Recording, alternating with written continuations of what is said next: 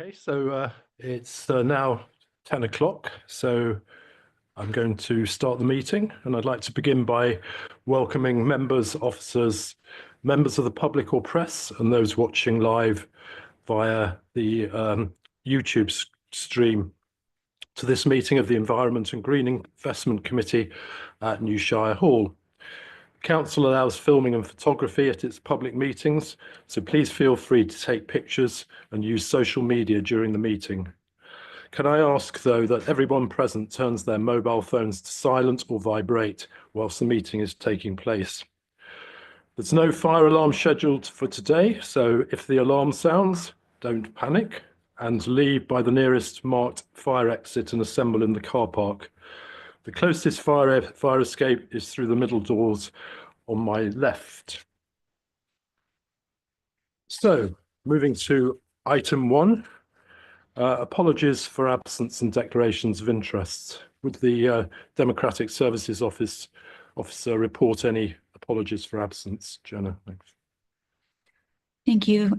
We have several apologies. Apologies received from Councillor Lorna Dupre, Councillor Mandy Smith, Councillor John Gowing with Councillor David Ambrose Smith substituting, Councillor Peter McDonald with Councillor Philippa Slatter substituting, and Councillor Steve Corney with Councillor Adela Costello substituting. Thanks very much, Jenna. So moving then to item 2. This is the minutes of the meeting on the 16th of January and the action log. I think I need to ask whether there are any members disagree with the accuracy only of the minutes. Okay, I see no objections, so we will take that as carried unanimously. Moving on then to item 3. Oh, so sorry, wait a minute.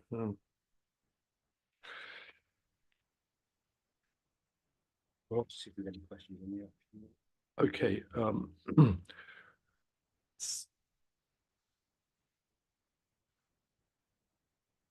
Yeah. So I do. Sorry about this.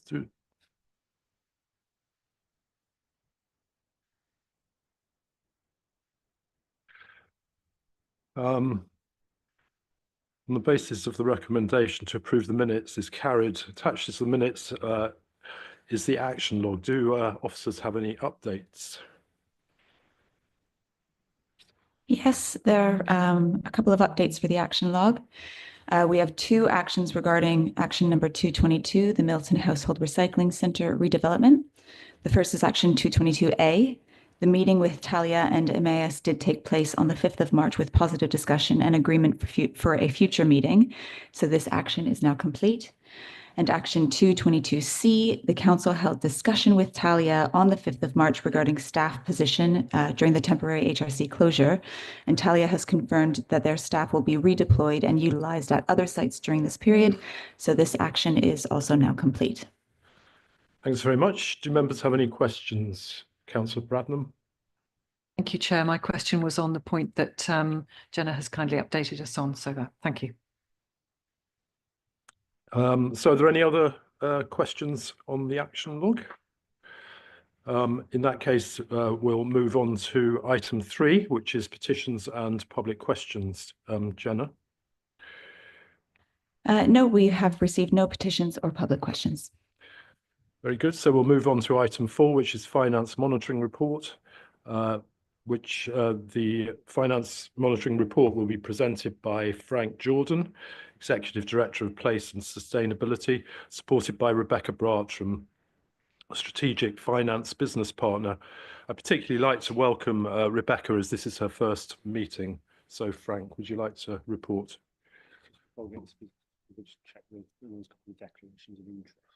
Oh, okay. Sorry, I'm got a bit muddled up here. Is there anybody have any declarations of interest, please? Councillor Ferguson. With regard to the solar park application, I'm a district councillor and a cabinet member at Huntingdonshire District Council. Any more declarations of interest? Okay, in that case, I'll hand over to Frank for the finance monitoring report. Right, thank you, Chair, and good morning, members. So we've got as usual, the financial monitoring report that updates on both revenue and capital issues for the Directorate. You'll see for the Places and Sustainability Directorate for this period, it's projected overspend of just over 1.9 million. Particular reasons for that, which relate to the services that support this committee. The main driver around the overspend is the energy projects, where we had an income projection for this year, which has not been achieved because of the delay to the projects. But what I am able to update you on in terms of delivery of those projects, so North Angle Solar Farm and the associated private wire is now complete. That's fully generating. We have a power purchase agreement in place, so we now have income generated. So for 25-26, the income that was projected will be achieved. Similarly, St Ives, that is now energised, so that's generating as well. And Braverham, it's in its final stages of completion and should be complete shortly. So that will also enable us to hit the income targets that are now projected in 25-26. And then the final thing we'll just highlight on the heat network, we have in the business plan for 25-26 adjusted the income target, basically to just make sure we have a more realistic target in terms of the level of take up in the heat network. But based on that revised target, we're now ahead of that. So we shouldn't see any issues in terms of next year. I've highlighted previously that there has been full lessons learned around the way the energy project's been commissioned and delivered, and that has been reported to the Audit and Accounts Committee. And I'll be providing further update on that when I provide a report to that committee later in the month. The other key issue with this particular committee relating to the overspend relates to waste. The main issues relating to the ongoing additional costs for waste disposal because of the issues with the current PFI contract, but also additional costs that we have had to put in place to do the PFI review. Within the Directorate, however, that gross overspend is offset with income, but with services outside of this committee's remit, particularly in highways, particularly on highways development management. In the report, it also highlights what's called a capital variation pressure. What the capital variation budget is set up to do is to make sure that there's effectively a mechanism in place to manage a situation where what was profiled and projected in terms of a capital programme in any given year, if that isn't achieved, it's to make sure that the council isn't over financing the capital programme and therefore spending too much of its revenue budget to service debt. And that's something that's been put in place for a number of years. However, and the target for the Directorate was based on historic performance. However, this year's performance for the Directorate has improved, particularly because we've got better profiling, we're reviewing risk allocations in budgets, and therefore that does create what's known as a capital variation pressure. Becky may be able to clarify more, but I think the key thing I would just want to highlight, that's more linked to more improved performance in the way we deliver capital programmes. And again, for 25-26, we'll be setting a more realistic capital variation budget based on the performance this year. So that would be the key areas that I would draw the committee's attention to, but happy to take any questions, and indeed Becky will be able to assist as well. So thank you. Thanks very much. Are there any questions on the finance monitoring report for Frank? Councillor Count. Thank you, Chair. The capital slippage variations budget came under scrutiny at the S&R committee as well, and it was treated as good news for improvement in delivery of the capital programme, but bad news in terms of the actual finance that was allocated. Obviously, it didn't slip as much. So, I mean, I would hardly describe it as good news, but the direction of travel is good. But I didn't realise at the time, that's correct, that the capital slippage, when you program a capital programme, not you personally, but under the joint administration, a capital programme is put in. Whatever the project is, whether it's to build a solar farm or to build a highway or whatever the project is, you actually allow for things like a contingency, bad weather, a contingency, failure to get the paving stones in this week. So there's a certain amount built in. So there's a lot of expertise goes in at the start of the program to ensure that the end date is realistic. It's not done to the lowest possible time. But the capital slippage was set at 30%. Next year, I understand you'll be getting a lower one based on this year's performance, which is an improvement. Can I ask, will you be arguing for it to be much closer to say, well, much lower? Because even now it's at 12%, and considering that this is a variance on a professionally run program with even of those contingencies in, it's still not getting to where we need it to be. Thank you.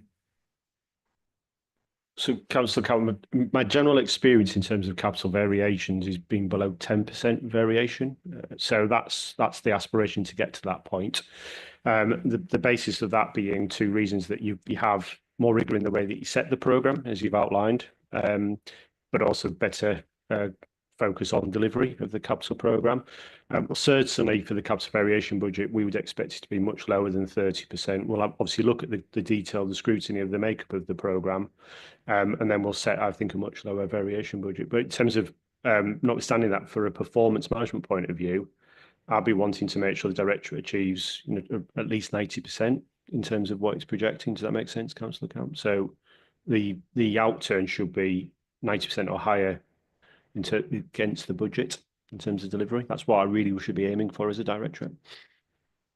Thank you. And if I may, Chair, through you. So we've already set the budget for 25-26. We're still in 24-25. We saw at full council the overall slippage budget. What is the slippage budget for next year for this Directorate? Becky, we'll be able to. I'm not sure we've actually finalised the capital variation budget yet, have we? I think we haven't finalised yet, but I believe at the moment it's about 20 million. There will be an opportunity to, obviously we set the budget based on work done sort of early in 24-25. There will be an opportunity to look at, as there is every year, rephasing of the capital programme in that business plan, which will go to Strategy and Resources Committee. So we will look at the phasing of that programme, taking into account the slippage this year, and looking at whether we need to set an updated slippage budget based on performance this year. Perhaps I should rephrase that then. So the budget has been passed by full council in February. Figures were entered for the full council in February. So what was the slippage entered into full council in February that you may or may not revise in June, July?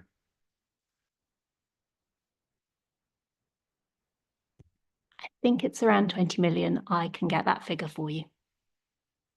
As a percentage, do we know what that might be? I will get that figure for you. Okay, we could circulate it to all members, please. Thank you, Chair. Thank you. Thank you, Councillor Count. Are there any more questions? I'd just like to ask, we've had a number of pressures, particularly relating to the energy projects.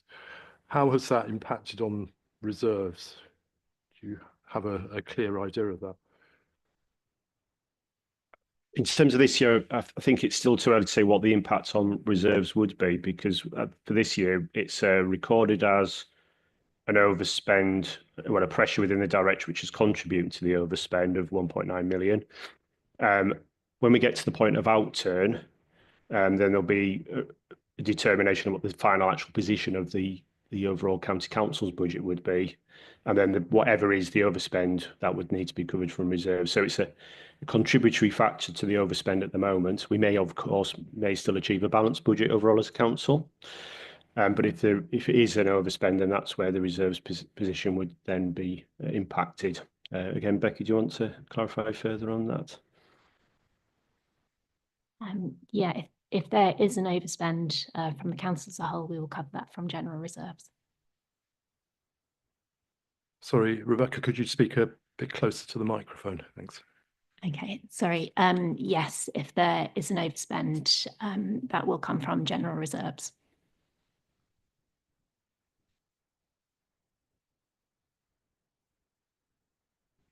Chair, if it's helpful, I can report on what was reported at the S&R committee, which we looked at this particular element.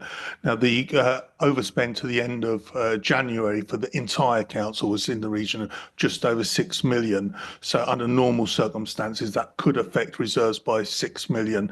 However, the Section 151 officer gave us reassurance that he hopes that that will be going downwards over the February and March, but also the Section 25 statement that went to full council already allowed for a £3 million overspend, or sorry, 3 million of that overspend to not come from reserves. So at the risk is just over 3 million at the moment, but we're hoping to get the officers are hoping to get that down. Thank you. Thanks very much, Councillor Count. That's an extremely helpful contribution. Any more questions on the finance monitoring report? I see no more questions. And is there to be a debate? I suspect not. So unless anyone wants further debate, we'll move on to item 5, which is the corporate performance report for the third quarter. And this is again Frank that will be presenting. Frank. Thank you, Chair. So again, a report that the committee's received previously. So an update on the performance and the key strategic indicators. You see the reports has an appendix which has more detail, but what it does, it provides the update on performance relation to carbon, an update on the performance relating to waste management, indicators around planning, the county matters planning decisions, and then finally an update on the broadband connectivity target as well. At this stage, what I would just say to the committee, there's nothing there that highlights as a particular exception. And all of the performance indicators are showing that we're on target, on track to where we should be, apart from clearly the carbon area where we're having quite significant pressure around the Scope 3 emissions in particular. So again, happy to take any questions from the committee. Thank you. Thank you, Frank. Councillor Bradnam.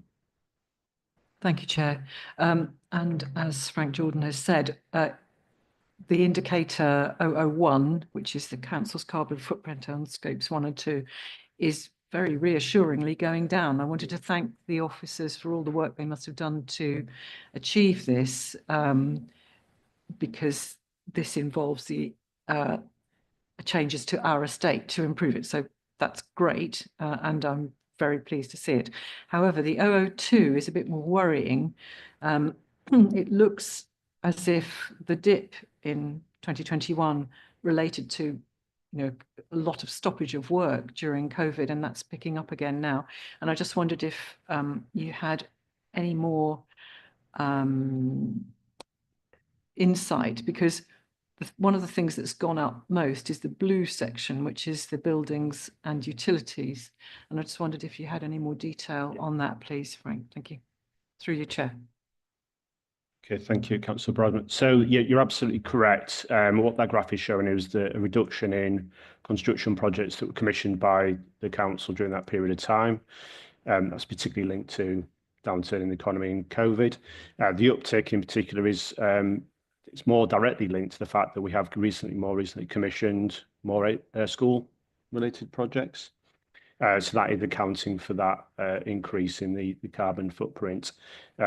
And in addition to that, one of the other pressures in particular around Scope 3 for the authority, which was reported previously to the committee, is the significant carbon footprint of our rural estates, which is significant in nature, particularly compared to many other authorities that don't have such a large estate. So that's another particular area. So we are commissioning some more detailed work to review what we could do with the rural estate to address that particular issue. So yes, this is one of the key pressures, that as more construction projects are commissioned by the authority, there will be an increase in carbon emissions. What we are seeking to do through our procurements and also doing it through the way we manage highways is looking at further measures we can take to reduce the carbon impact through construction, through the methods of construction, the materials, etc., to try and mitigate that. So that outlines, as you outlined, Councillor Bradley, the reason why we've got that increase in Scope 3 in particular. Thank you, Chair, and thank you, Frank. One of the things that I'm aware of is that we do need new schools, but the timetable for schools can be very long. They can be commissioned at one point and then they actually don't get delivered until quite a late on. So any changes we make now will not be borne out until much later down the line.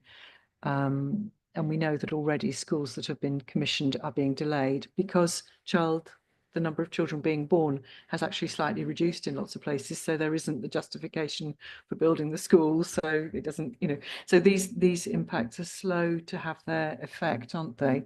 But thank you for that narrative. Thank you. Any other questions? Oh, Councillor Count. Thank you, Chair. Mine concerns the indicators for waste. There's a number of waste indicators. I'm just trying to count up, but let's say 7 or 8 or 9, something like that. Now, they're all marked as contextual. I understand where we have the recycling rates, say for Fenland, East Cams, the shared services, Huntingdonshire, they're separated out. I could understand them being contextual because they're not the primary business of the county council. And therefore, it's up to those authorities to try and deal with their element of the waste. But the waste per head, the actual amount that we recycle and recover, and the amount we landfill, these are put down as contextual as well, rather than a target to be achieved. So I was wondering why they are dealt with in that way. Thank you.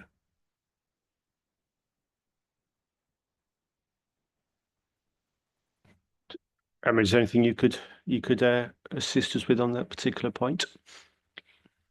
The only thing I would say is because a lot of the way that the waste is and the recycling is monitored is through the districts. So everything is via the district councils. So the recycling contract, for example, for the materials recovery is not held by the county council and it's dealt with by the districts. So these figures, when we're updating as well, are often behind because we're waiting for that information from the district councils. The reason why it's then broken down per district is because the committee has requested it to be that way. So it's for that reason that we've always had it as contextual. If I may, through Chair, yeah, that really explains why we've got the separation out for the districts ones. But if we look at something like recovery is handled at the MPT. So the waste per head is the concern of us all. So these sort of things, I would have thought, if you need to separate out what we do from what they do, so therefore we've got some sort of monitoring of it. It would be quite useful. And like I said, waste per head is something that we can all affect. But furthermore, if, for example, we've had in the past a machinery breakdown at the MBT, so the front end can't sort, that would be an example. We wouldn't be able to spot any of that in the way that we monitor performance, and yet it's our duty. So it seems to me that we've got, perhaps there's some lack of focus on what we do, or what we do, there should be targets for. Does that make sense? I can see the point you're making, Councillor Count. So as we review performance management further, we can look at a more specific target which relates to the county's operations. So there's a performance target that's less than the contextual information. So we can take that forward and include that in terms of future developments of the performance framework. I understand the point you're making. Yeah. Any more questions on the corporate performance report? Councillor Count. Yeah, I was just looking at my notes. There was one. So on page, it's target number 008, the percentage of premises in Cambridgeshire and Peterborough with access to gigabit capable broadband. Now, well done exceeding the target. The target was I'm trying to find it, 82, I think, and now we're at 89. Previous quarter was 87, which is very good. But what I would say is you can't reverse. I mean, you can't go down on this target. You can only ever improve unless we built a load of houses in the middle of nowhere that had no access. So would it make sense when we're looking at reviewing these, or in the very near future, to set a target that sets ambition? Because once we've passed it, you're never going to go back, so there's no ambition left. Yeah, I again agree with the points. The reason why these targets were selected because that was linked to the way that we were funded. So it was the target set by government or the combined authority. But now we've achieved it, we can set a higher level to aim for.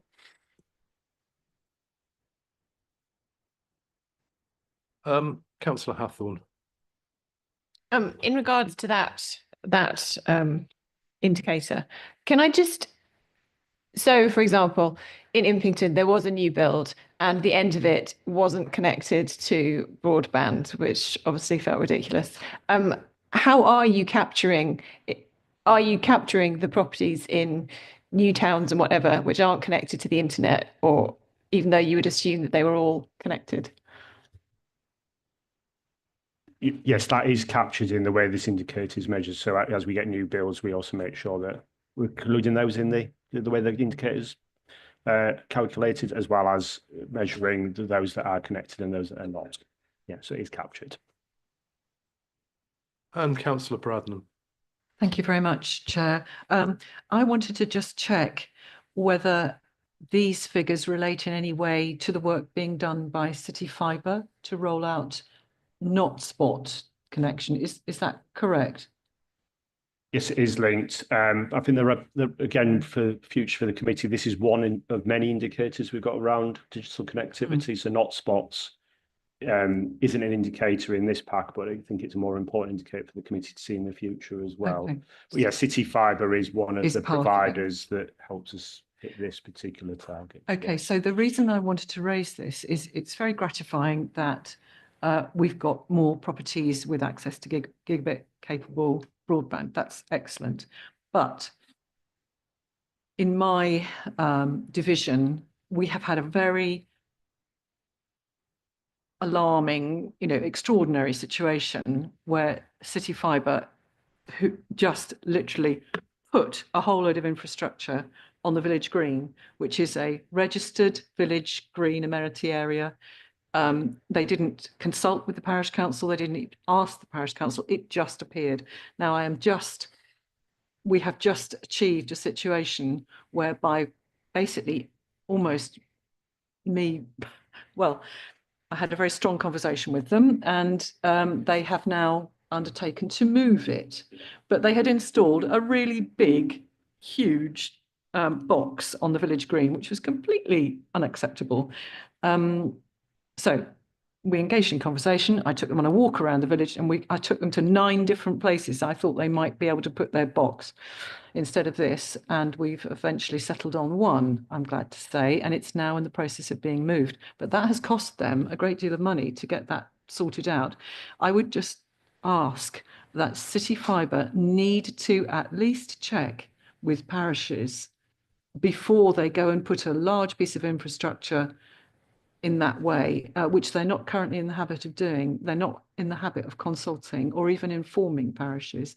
So my request would be, can we please make sure, well, another thing is that they have tended to put boxes right along by the side of the tarmac of cycleways. Now, this is not acceptable because that can bash the pannier on the back of your bike or your ankle if you're not careful. So can we please get a bit more consultation with City Fibre before they go and do their installations? Peripheral to the report, but Frank, have you got? Well, I was aware of the particular case, and I know our team did follow up with City Fibre, which has led to the improvement. So I think the general point is when we continue to have engagement, we do have a strategic engagement with the senior people at City Fibre, so I can pick up the points further that you raised today, Councillor. Yeah, thank you. I would actually add that my experience with installation by City Fibre was actually rather good. They came and did what they needed to do, and it all worked very well. More points on the corporate performance report. Frank? Oh, Councillor Count.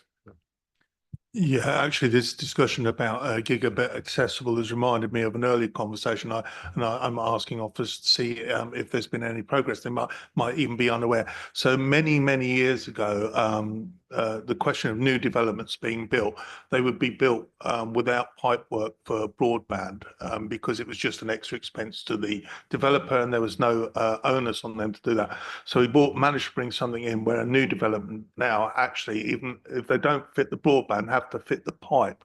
The first problem we encountered after that change in policy back then was the fact that the developers could do a deal with a broadband supplier. I'll use Virgin as an example, but there are many others. I'm not picking on Virgin, but they could do a deal with Virgin where Virgin would offer them some money to be the sponsors of the pipework and therefore be the only user to supply it. Now, later on came along wholesale suppliers such as City Fibre, would be an example of a wholesale supplier where they put in the network, but a multitude of different providers can use it, and they were blocked from using the existing pipes and had to dig up pavements, etc. So my question back then was, are we able to influence developers into putting in pipes that are available to wholesalers or to anybody rather than restricting it? And that was a conversation back then. I have no idea where the answer went. It was not possible to insist on that at that point in time, but I'm wondering if it's possible that things have changed or conversations have changed. Thank you. I'll have to take that one away, Councillor Cowan, and provide you a written response on that. But obviously, we have got our own dig once policy, and we're putting ducting into our infrastructure where possible. But that's slightly different to the point you're raising around what we do with developers. So I'll get you a written response to that. Yeah, thank you.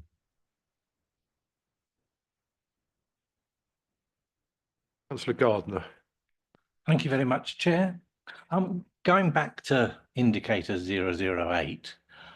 It's all well and good, but with regard to percentage of premises connected to broadband across Cambridgeshire and Peterborough, but it would be useful, I think, for members to know how we're doing in both the rural areas and the towns and cities for that matter, because this does not tell me how well we're doing in rural areas with regard to getting broadband capability to our residents. So I just wonder if in future we could have this broken down into both rural and urban requirements so that we can see how we're doing.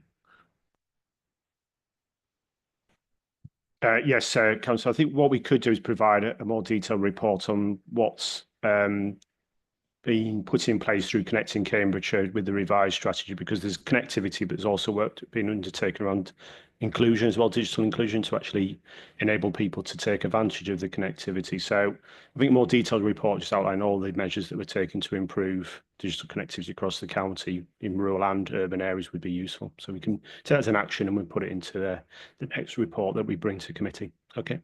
Yeah, thank you very much. Any further contributions to or questions? Okay, I think in that case, we just need to note this report. There's no vote on it. And the next item is the tree and woodlands strategy.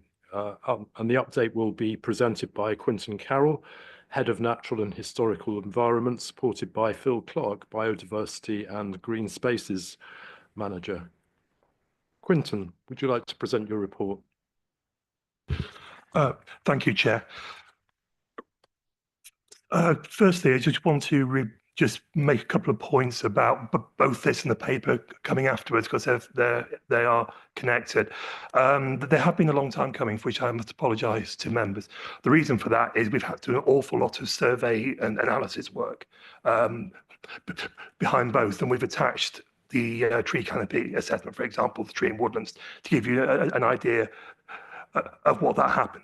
But that's been done to make sure the targets we put in front of you for approval are realistic and achievable, because it's very easy in this area to present big headline targets that are simply not achievable, and we want to avoid that. Our targets have to be meaningful.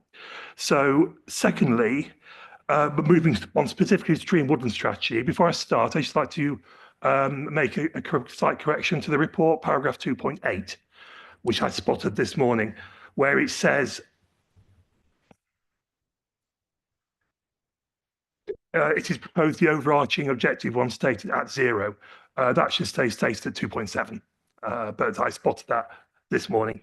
So I just like to correct that. Right, the tree and woodland strategy is derived from the climate change and environment strategy, which has been adopted and updated by the council, and it sets targets. It assesses the current use and possibilities around our own land holdings for tree planting. The canopy is as background. England is generally regarded as one of the most nature depleted countries in the world, and Cambridge is one of the most nature depleted counties in England. So what we're trying to do here is use our own land to address that. The canopy assessment was done. It identified the average canopy cover in Cambridgeshire is 8% of total land. We currently have 10% of our lands with canopy cover. And by canopy cover, I mean not only plantations, but things like hedgerows and natural woodlands. So we're already kind of ahead of it, but we can do more and we should do more. What this document does is it sets an ambition to improve from 10% to 13% of our total estates by 2040, and an increase in hedgerow cover of 15 kilometers in total. It then goes on to present how we can do this, how we can achieve it, and it identifies opportunity areas attached to our existing sites and using lands that we own. But it also does more than that, because it sets a basis for planting outside by introducing the concept of environmental justice. So this is in effect where there are areas of the county which don't have access to green space now, and therefore don't have the known benefits of access to trees, woodland, nature, etc. That allows us to prioritize those spaces for future actions. Unfortunately, a lot of the areas where that top the environmental justice index are in places where we don't own that much land. So we are limited as to what we can do ourselves with our own estates. But that doesn't mean we can't work together in future with partners to do so. And the tree and woodland strategy gives us the basis of how we will do it and how we will work with others to do so. The actual strategy is presented in 4 parts. There's the short paper, which actually sets out all our ambitions. Then a technical report is sat behind that, which goes into far more details. Then we have the action plan. And again, the action plan sets things out on all parties, all departments across the council as how they can contribute to this. Because one thing I must stress, this isn't about embarking on very large scale planting scheme from tomorrow. It's about how we do things we already do in an improved way to maximize what we can get. So it's about how we plant verges, how we treat hedgerows alongside highways, how we develop planting schemes in new development schools, etc. So, but it also sets the basis for any future funding applications that will come from central government, which has already stated its ambitions to be to increase our rate of tree planting. I have to say that at present we're still waiting for details about that. But in previous years, having a good strategy and to develop schemes, it was a key to successfully applying for those grants. Finally, I just wanted to say next steps. I've already mentioned the use of environmental justice, the way of prioritising planting schemes where the opportunities allow. But we also are in receipt of funding for a Woodland Creation Accelerator programme. What that will allow us to do is to develop, is to identify places across the whole county, so working with other landowners to identify and develop tree planting schemes that will deliver the best outcomes, both in terms of nature, access, climate, etc. That programme should start later this year. And will help us expand generally, not only on our own lands, but across the wider county. Thank you. Thanks very much, Quentin, for your report. And we'll now have committee questions and debate. And perhaps I could just start by asking, it's very striking that both here and in the biodiversity paper, the northeast of the county is particularly lacking in these areas. Is there a particular reason for that, the nature of the land, or is it some other reason? Yes, I can answer that. Thank you. Fenland and parts of East Cambs are obviously very agriculturally rich areas, but also because of the low-lying nature of them, it was never sort of possible for trees to flourish. But the fact that it's peat soils and its agricultural value sort of excludes it as a place for the right tree in the right place. There were many more hedgerows in the past, evidence shows, but again, a lot of those were removed, especially during the 1980s, where government encouraged the removal of trees to make bigger fields, etc., to improve the functioning of tractors, etc. So it's a geographical and geology reason, and the fact that the fens were drained and it isn't suitable for tree planting. Okay, thanks. That's very interesting insight. Councillor Bradnam. Thank you, Chair. I've got several questions. Would you like me to take them in one at a time, or would you like to have them all together? Two at a time, please. Okay. Councillor Bradnam. Right. So first one is on page 80, when we've got the introduction to the. Sorry. Firstly, I should say I'm delighted that we've got a tree and woodland strategy. So thank you very much for all the work, and I appreciate it's a lot of foot slog doing this kind of thing. So I do appreciate the work the officers have done to achieve this. So my first question is on page 80 in the electronic version, and it's right in the first sentence of the introduction, and it says, but our county is amongst the worst for tree cover. And I'm enough of a scientist to want to know, compared to what and where? So are we saying that out of the however many counties in England, we are the nth, one down the list, 99 out of 100 or 154 out of 156 or whatever it is? I think it would be useful and focusing in this strategy to actually be a bit pointed about just how the worst we are. And so that sets the tone for the work that we need to do to improve. The second question, rather similar, is on page 86, when it's referring to our woodland pledge. Again, absolutely admirable, but I would like to see some timescales on there. By when do we hope to do some of these things? What are we hoping to achieve? Obviously, some will have shorter timeframes and some will have longer. But for example, the very first one says increase by nearly 1/3 the total area of our land with tree and woodland cover, reaching 30% of our estates. And I'd like to know how long that target is expected to work out over. That's my first two. Thank you. I've only got three, Chair. So. Okay, thanks, Councillor Bradman. Your first question. So the national average for tree canopy cover across the whole of England is 15 to 16%. So the figures we're talking about here is just for county council land.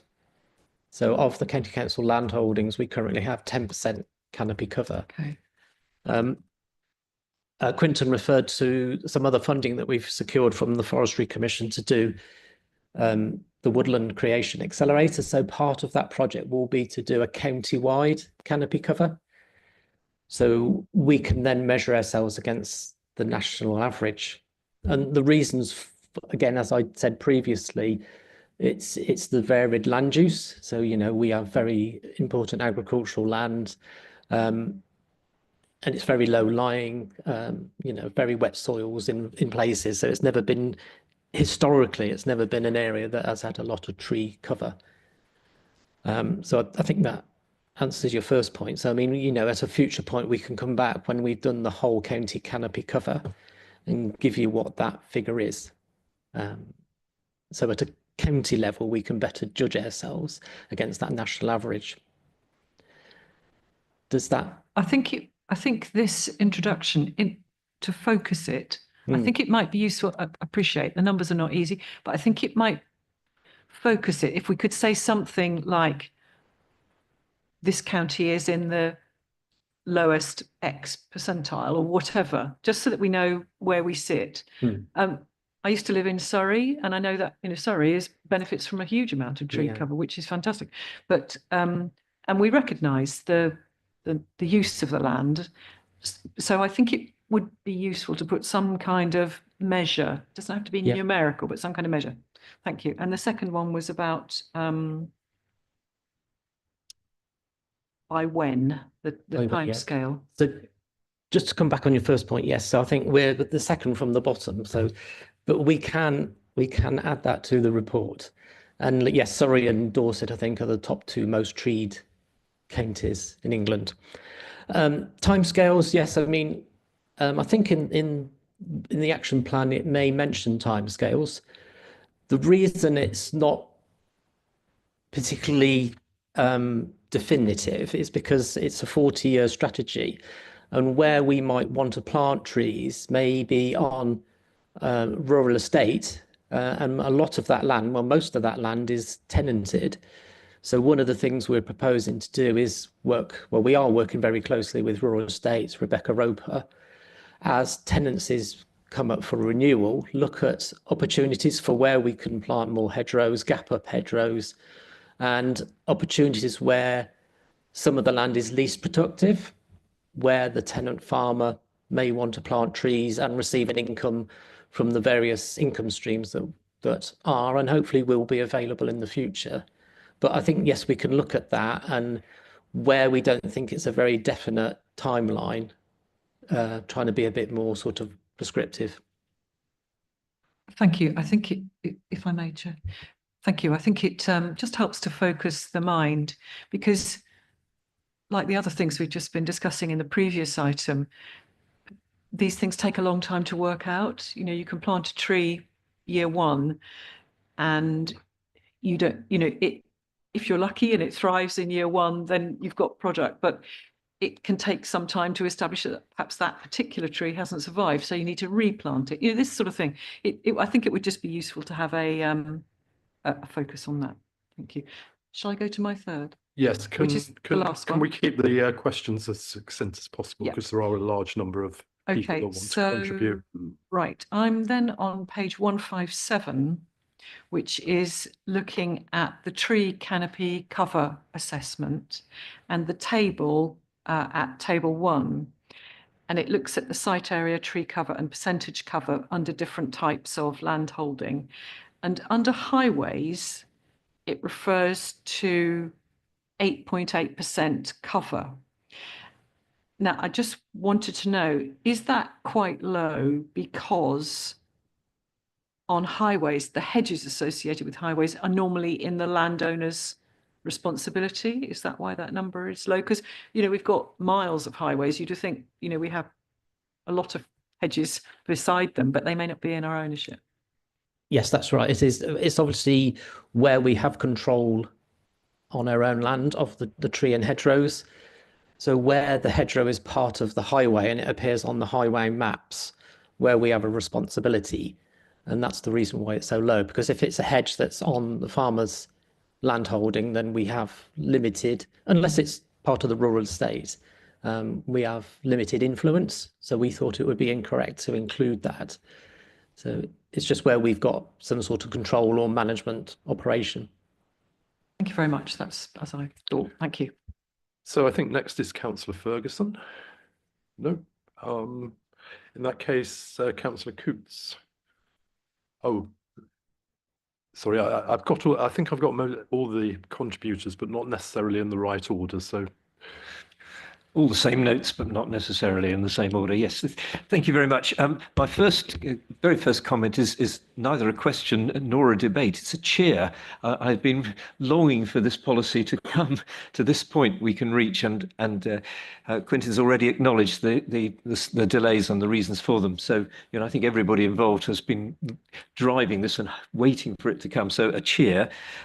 As a very long-term member and now life member of the Woodland Trust, I'm a great fan of trees, and the Cambridge's opportunity with its rural estate is almost unique, really, as a chance to influence for the good for the community of our county.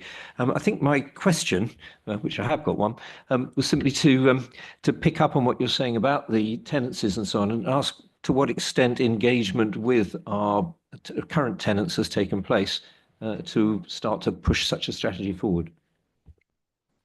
None as yet, but we're in close discussion with Rebecca Roper in Royal Estate. And that will be one of the next things that we do once we start the implementation of that, is working out. I think what I'd like to do is filter through the tenancies to see which ones are coming up for renewal soonest, so we can start to have those conversations about where we might start to gap up hedgerows, plant new hedges, locate new trees, you know, corners of fields on least productive land, or one of the other things we can do is start to plant standard trees within existing hedgerows, which will improve the canopy cover, but also opportunities for biodiversity. But yes, one of the things we talked about with Rebecca is to have like green tenancies to identify where the opportunities are, but rather than doing it across the whole tenancy group, to, as I say, filter them to see which ones are coming up for renewal in the next 3, 5, 7 years' time. If I may just say, obviously that's much fairer on the existing tenants. You know, they've taken on the tenancies on one basis, and then it would be much understandably unpopular to do it in any other way. Thank you. Okay, we think we have a contribution from Councillor Tierney, which we always enjoy. Thank you, Chair. Appreciate that. Yeah, a couple of things. So first of all, supportive of the whole plan to have a woodland strategy, something I certainly do support. In a perfect world, I would prefer not to use terms like, was it woodland justice? Was that what the reason I prefer not to use it is simply because I don't know why we have to turn everything into a kind of drama-filled competition. Wouldn't it be easier just to say we all love trees, let's have some more of them? I mean, it doesn't need to be so dramatic, I think, but that's a minor point and not one I'm going to get hung up on. You mentioned Fenland. I think we need to not try and make everywhere exactly the same. You're right that there is less woodland in Finland than other areas. That's broadly because we're busy making food for large portions of the country. But there is still plenty of open space. We have town parks, which have got fantastic cover and greenage. So I think that you need to recognise that just because a place has perhaps a bit less green than another area, it might just be doing things in a different way. Not that I'm not supportive of more trees, because I am.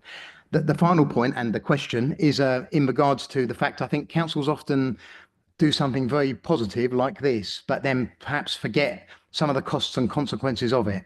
One of the things I often see with trees that are on council-owned land is that they end up not being able to have enough work done on the trees. They're not pruned back enough. They're not looked after enough. And eventually they become a problem for people because they become dangerous or problematic in other ways, often on the sides of the highway, for instance. And I just hope that as we work towards bringing more trees across the area, we also bear in mind that there are going to be costs and consequences to that, and we have to put in place the correct procedures so that we can keep it working without causing problems. Thank you. Okay, thanks, Councillor Tierney. Phil, is there a response to that? Yeah, I can come back on that. Yeah, thank you for your comments. Yeah, so our mantra is the right tree in the right place. So thinking about where we're planting and thinking about 20, 30 years time when that tree is a big tree and what it might impact on. So all of that would be taken into assessment when we start developing a planting scheme. And yes, it's equally important to make sure that we have the right maintenance, especially in those early years when the tree is starting to sort of establish itself, you know, so that we can avoid droughts and the trees dying and having to revisit it. So all of that would be taken into an account. And if we apply for any of the government grants or through stewardship, you would need to be able to demonstrate that before you got the funding. So yes, absolutely. Yeah, there's no point in planting loads of trees if we're just going to then leave them because they'll be dead in 5 years. Yeah. Thank you. I think next is Councillor Slatter. Thank you. My observations and questions are centred around planning.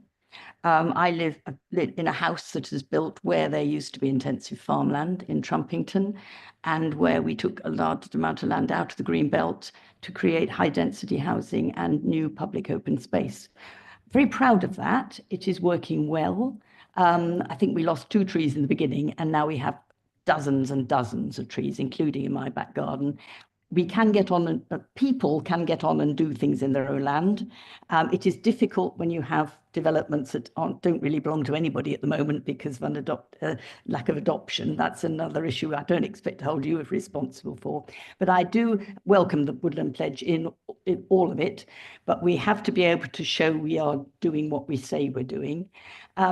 And in planning, I'd concentrate on page 89, electronic version 1.5, where we can provide technical biodiversity expertise and support.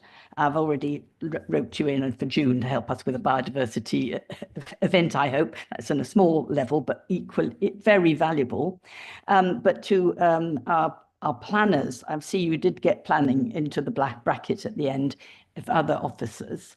And I think we do need to be proactive and say the right things at the beginning in terms of requiring, to make the most of any opportunities to plant trees when there's new stuff going in of whatever sort, and following it up with the expertise to keep it alive. As Councillor Tierney said, no point in having a dead tree or a badly managed tree that then soon becomes dead. So it's these sort of planning things I'd like to be able to check up on. On page 91, for example, you talk in 3.2, exploring the potential financial viability of a tree nursery. Now, we've seen very sad tree nurseries that then become the dead trees standing in rows when developers go bust or move on or whatever. I love the idea of there being a county council tree nursery. I know we can get trees from the county in other ways, but if it's then possible, and this is going forward a bit to biodiversity net gain, if it's possible that we can enable the smaller developments to have trees that are the right tree in the right place. I know we won't want to be actually watering them because they may not be on our land even in the end.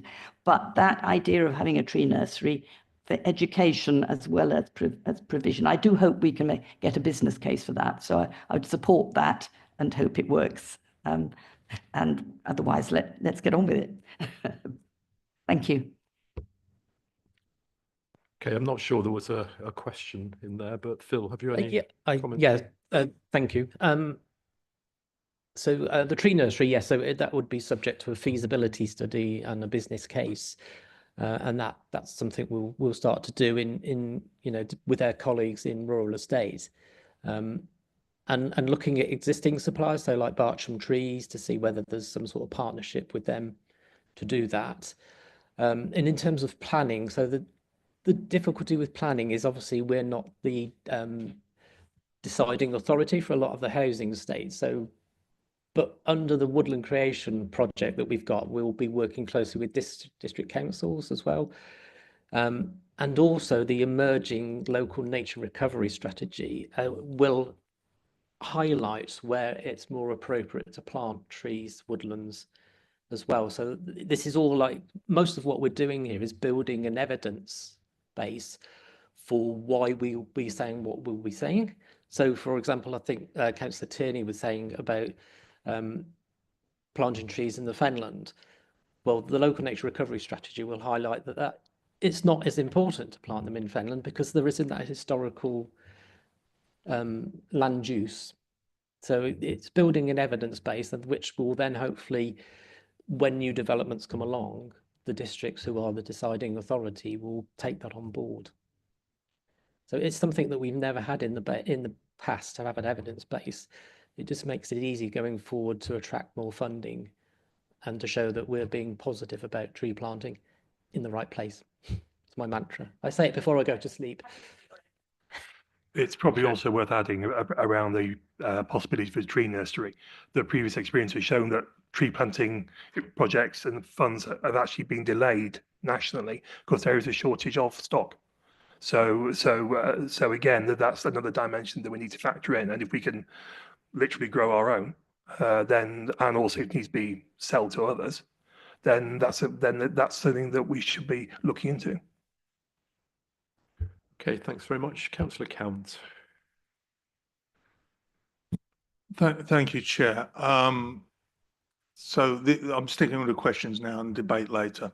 I notice in recommendation D, there's some minor changes could be allowed, and there's one that I wish to suggest today, and it's really to do with the right tree, right place policy.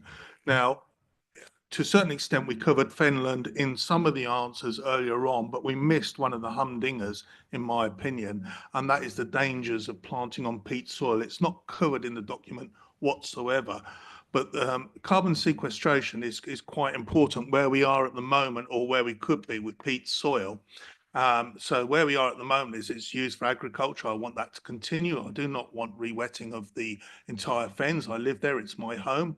I like it as it is, and I understand that at the moment, the best way we can carry on producing food is to actually change some of the manufacturing methods, such as light tilling. All right, so I don't want it re-wetting, but also there is a danger that if we plant trees, it actually makes matters worse. And this isn't well known. You can Google it, it comes up in 2 seconds. The fact is that it drains moisture from the soil, from the nearby soil, and therefore the carbon emits into the atmosphere at a faster rate than if you didn't plant trees. Now, I'm all for putting the right trees in the right place. But the problem with this document, and somebody me sitting here and seeing some raised eyebrows around the table, is not everybody knows this, and it's not captured in the document at all, that it's dangerous to plant trees peat-based soil. I've got a nod from the head, so you're aware, but it's not in the document. So I'm asking for a very simple change, that this is highlighted in the document, so somebody in future years who hasn't seen this is aware that they don't go out and put a load of trees in, because it's a great idea, but it actually makes matters worse. Now, like others here, I'm fully in support of more trees, but it has to be the right tree in the right place. That one particular danger isn't captured.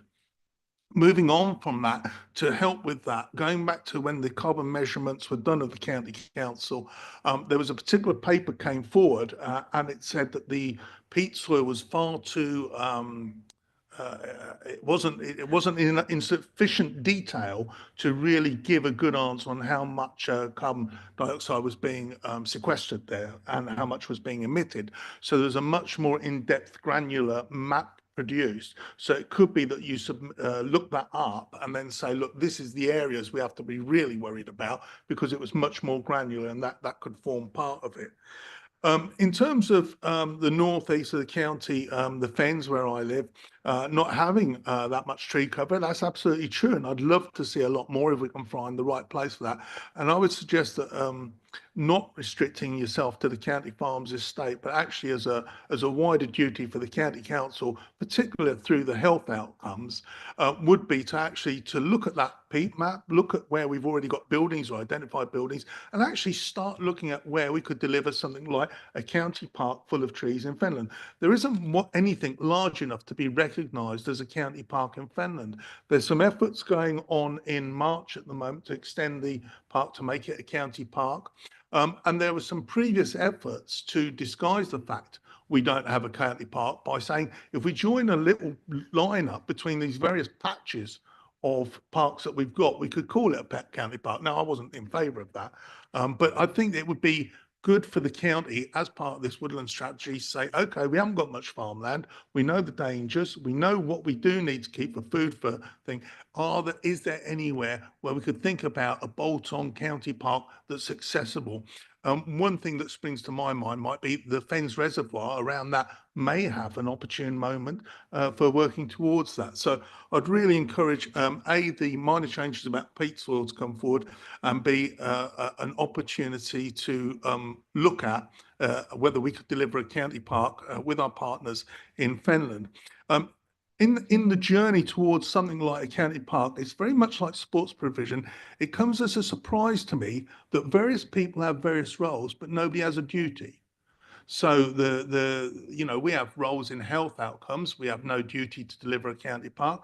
A district council has a role to measure how much land we are short, or in terms of getting a county park, but no provision to deliver it. Nobody has a duty to deliver. The government doesn't have it, but everybody has a duty to recognise it. So it's about time we actually stepped out of our comfort zone and said, okay, nobody's got a duty, so how do we make this happen? One area of so there's a question there about the peat soil and acknowledgement. The second one is the one about the nursery.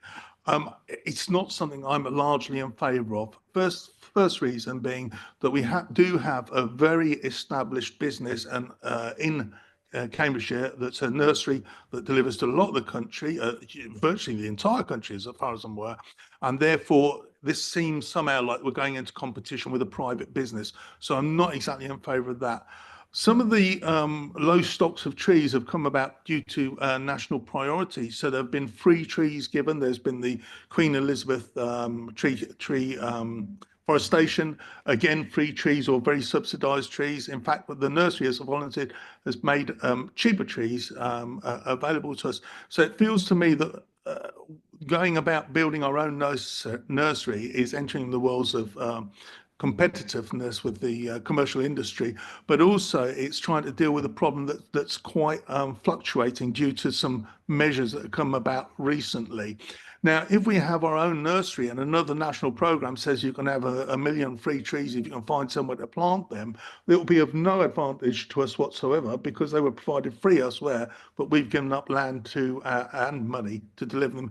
So I suggest a very light look at that. There is not a huge amount of margin. There's a lot of time has to be invented to get there. So I suggest a light touch at that, but I don't really support it. After that, those are really the 2 points I wanted to make, and then later on there's some items in the debate section. Thank you, Chair. Okay, thank you. Thank you, Councillor Cant. If I just start off addressing those important points. Firstly, yes, the fact that peat soils are generally not suitable for tree planting is actually extremely damaging to do so. As Phil explained earlier, we would see that as right tree in right place. But if publicly we need to emphasise that, as you say, to people who don't know that about peat soils, then that's something where that's a message we can put across. In terms of other aspects of it, they're around identifying areas. We mentioned the Woodland Creation Accelerator and LNRS priority areas, which will also have that element in it. But the other thing I wanted to raise on that is the current consultation on a land use framework, a national land use framework, which is planned to pull together all land use data into a single accessible data set to help determine the optimal use of land, whether that's for food, for nature restoration, for development, for energy, etc., for commercial. And that again will pick up on those points about probably a third of our county is less than optimal for tree planting. In terms of planting in towns, yes, I agree that there are opportunities on a much smaller scale to do that. And one of the previous funding schemes that was operated was Tiny Forest, wasn't it? Where effectively you could plant areas of woodland in tennis court sizes. So you effectively take small areas of green space in the built environment and plant trees on them. And what we're hoping for is when the revamped schemes are launched, which is supposed to be later this year, it will recognise that something like a tiny forest may not give massive improvements on the kind of scales we talk about in this strategy, but in terms of what it delivers for that urban area is extremely important. So again, there are schemes around that we can pick up. You mentioned the duty. Now, the Environment Act places a biodiversity duty on local authorities, so we have to report back every 5 years. I think the first one's this year, isn't it? On what we are doing to improve our environment. And then the first report's due at the end of this year. And again, having strategies like this will help demonstrate our commitment to that duty, and we can be held accountable for it. The tree nursery competition, yes, that's a very good point, but at least the feasibility of that, the business case for that will pick this up. It could very well be, just putting an idea out there, we go into partnership with existing business to sort of help it expand. So, and again, those are kind of options that we will look into, and if we think, and we would not, we would identify any risks associated with any options before making any recommendations on that. Phil, do you want to add anything? Yeah, it's just on, well, as an ecologist, yeah, absolutely. Knock me down with a hammer if we were to plant on peat soils, absolutely not. But yeah, we can make it more explicit that that's what our intention is. Just to go back to the tree nursery. So when I first started here nearly 25 years ago, we did used to have a tree nursery at Fen Stanton that supplied trees and hedging packs for the landscape grants that we used to have.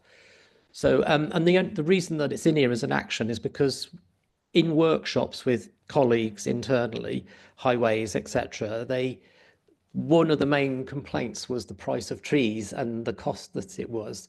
And so the action that was taken forward was to explore the feasibility of having a tree nursery or to work with someone like Bartram's, but not to go into competition. And I think any feasibility study would pick that out, I think. So yeah, no, we don't want to do that, but just to make the supply of trees more affordable to highway schemes, etc.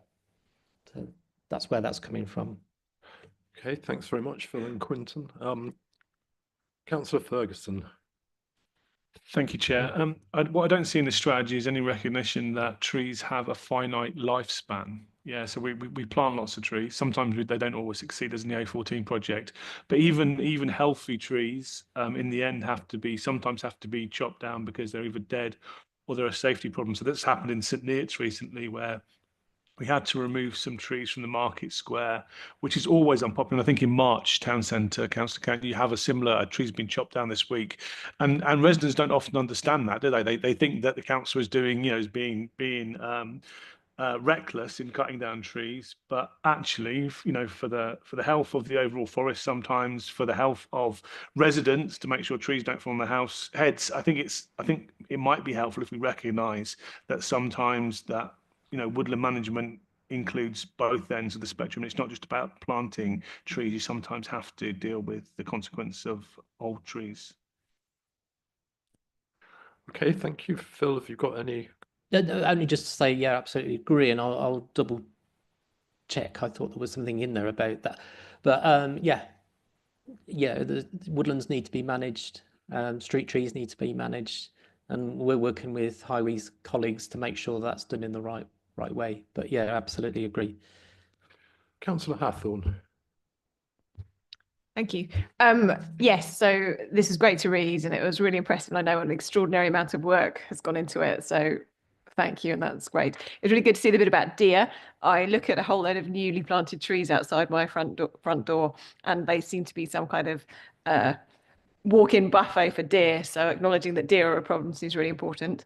I spoke to the tree warden in our village, and she said, "Oh, is there anything about tree regeneration? So allowing, instead of planting trees, allowing them to naturally regenerate," and that's there at 6.4. So I'm really pleased to see that.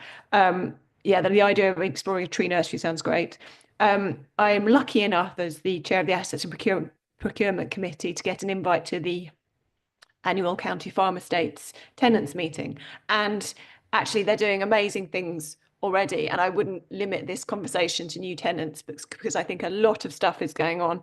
And every time those conversations, so at the most recent meeting, Martin Lyons from the Natural Farming Network spoke, and he was talking about how hedgerows can really benefit the way the farm is managed. And so just almost stimulating those conversations and letting farmers talk to themselves about how it has benefited their farming is probably the most effective way of getting more tree growth on farms.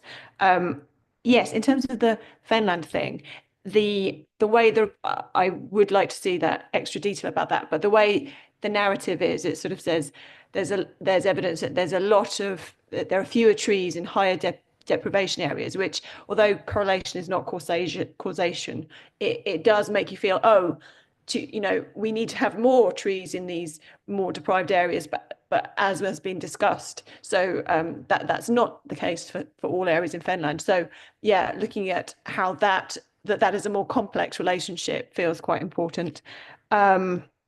The bit I know that you've spoken to lots of people across the council, and that's brilliant, but I think the bit that slightly feels lacking for me, which I wonder if there is a possibility of doing, is if this was a district council report or whatever, the county council would respond as statutory consultees, and the different parts of the council would respond. And we've seen that in planning applications, and you pretty much know which officer has written it from the way it's written. And it would be really great if we saw the responses from the different service areas, and it would be really, really great if the different service areas then took some of this and papers went to their committees. So how can health actually incorporate trees in some of their strategies if they have health benefits? Following on from that is so access to trees. If we're trying to increase tree cover in places where people don't have a lot of access to nature, is that alongside a rights of way strategy or approach? And then, yeah, urban trees. And so I live near Eddington, Orchard Park's in my division, and Northstow's up the road. Eddington has got amazingly expensive architecture and is very harsh without trees on the streets. Orchard Park is a somewhat lower spec development, but very lovely. It has trees everywhere, and they are amazing.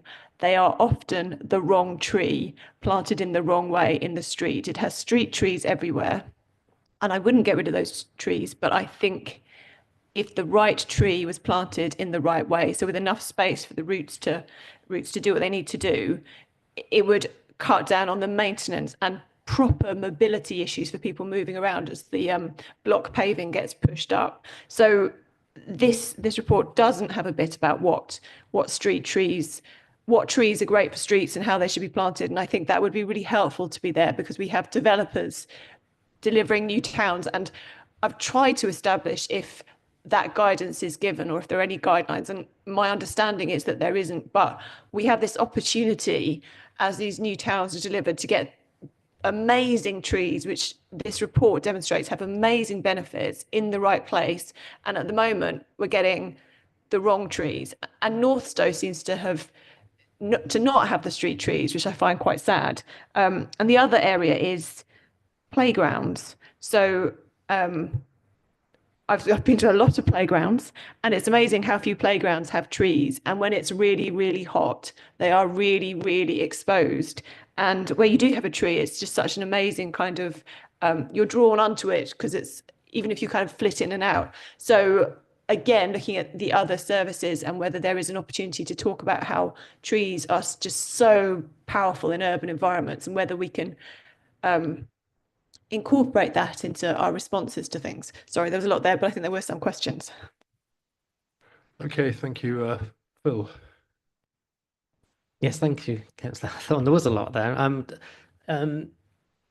trying to remember what the questions were. Sorry. So in terms of the street trees, so yes, that's not necessarily within our power, because obviously we're not the deciding authority on those developments. But we do work with colleagues in the district councils about what might be appropriate. So where we can, yes. Sorry, I'm just trying to remember the other question that was. Playgrounds and other services, and whether there was any opportunity for it to be trees to come up to other committees. Yeah, sure. Where we have an influence, yes. But again, this is about a county council and where we can influence, those decisions.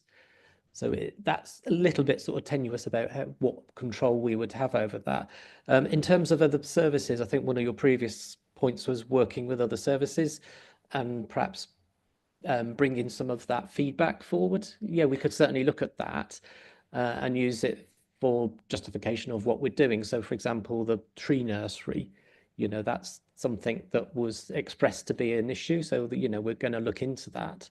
So where we can, the delivery of this strategy will be through, obviously, the biodiversity team isn't going to do all of this, but, you know, it will be working with highways, so Emma Stannard's green infrastructure team, Rebecca Roper in rural estates. It will be very much working with them to identify how we can deliver it. So, but it's where we have got some direct control influence. Okay, thanks, Councillor Wood. And can I repeat my plea for people to keep it fairly succinct, as we've got a lot to get through. Okay, I'll try and keep it brief. Thank you, Chair. Many of the statistics and actions mentioned in the report relate to Cambridgeshire County Council owned areas and estate. I'm particularly interested in, I know that in my own ward, parishes, and I'm sure towns and parishes, it's reflective of towns and parishes in other wards, are very keen to develop their woodland, develop trees, etc. But a concern is always the associated management of those trees, the ongoing maintenance costs. And I was very interested to see on page 123 of the report about the Woodland Creation Accelerator, and I was just interested to see how that would have directly affect parishes, towns, and indeed district councils within the county.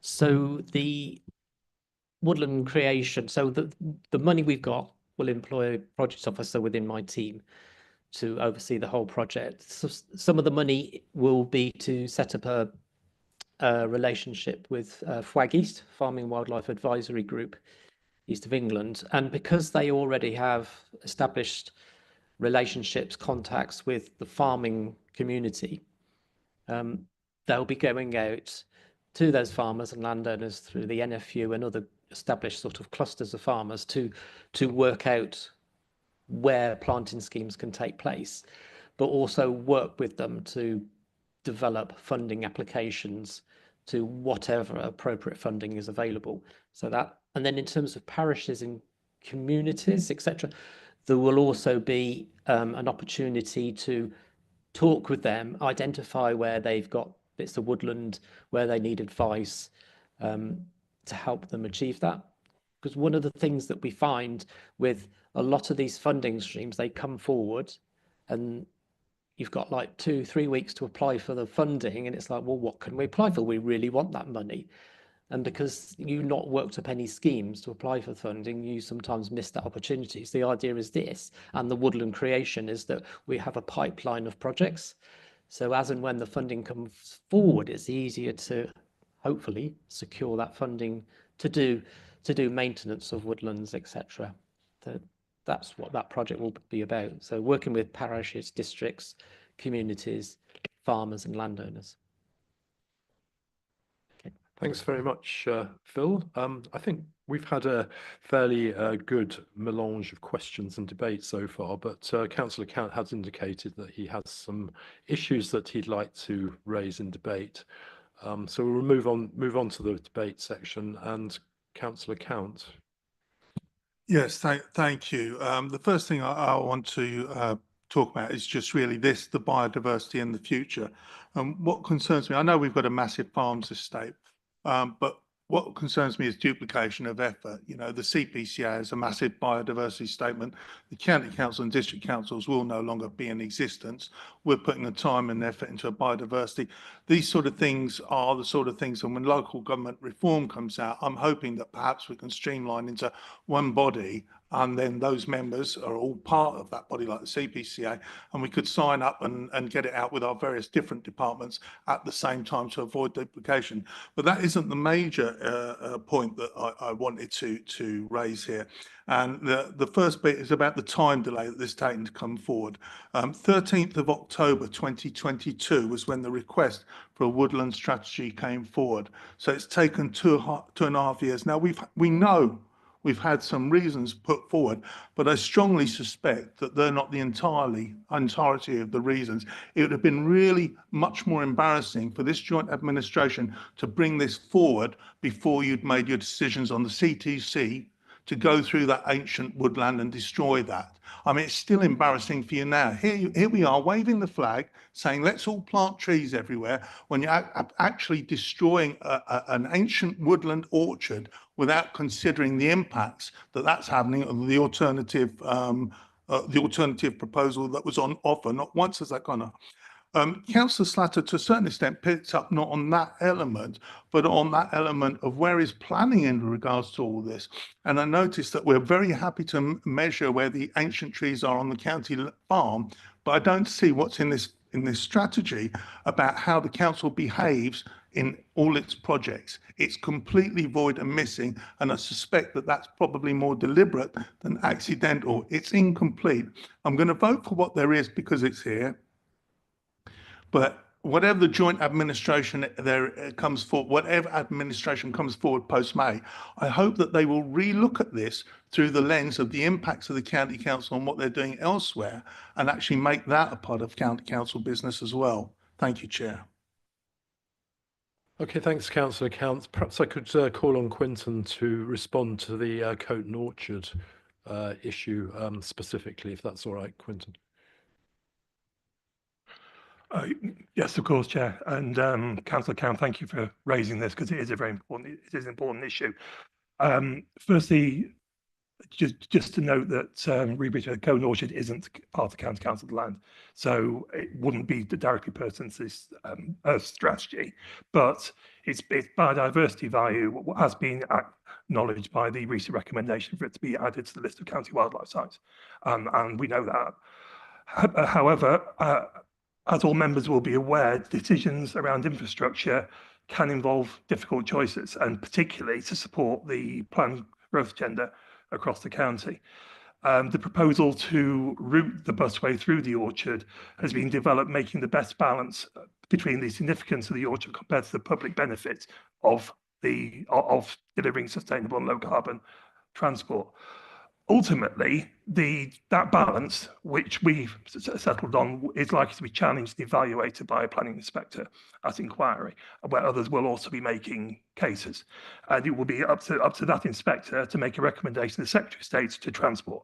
So the final decision is not for the elected members of this council.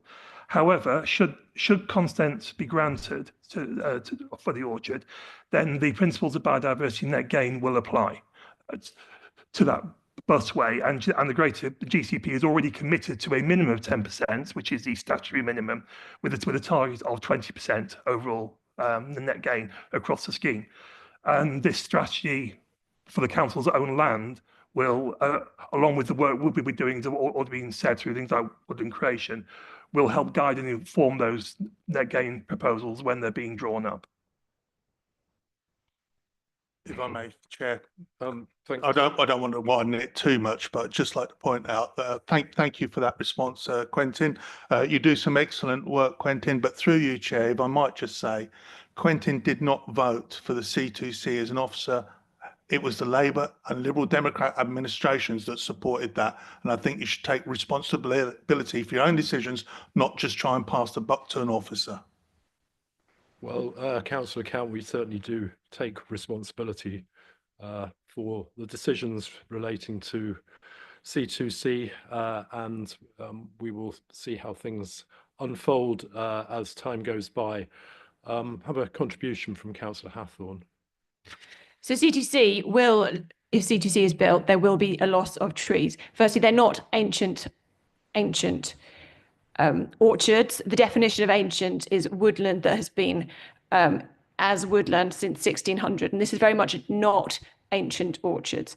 It is absolutely regrettable, the loss of trees, but the loss of trees is far smaller than that for major infrastructure projects, such as, for example, the A14 upgrade. And I did object to the A14 upgrade, and that destroyed hundreds of thousands of trees, many of which I'm sure were a lot older than those in the Coton Orchard. C2C will deliver an effective public transport corridor through the green belt for thousands of people. It will be transformational for the people who live at the end of C2C.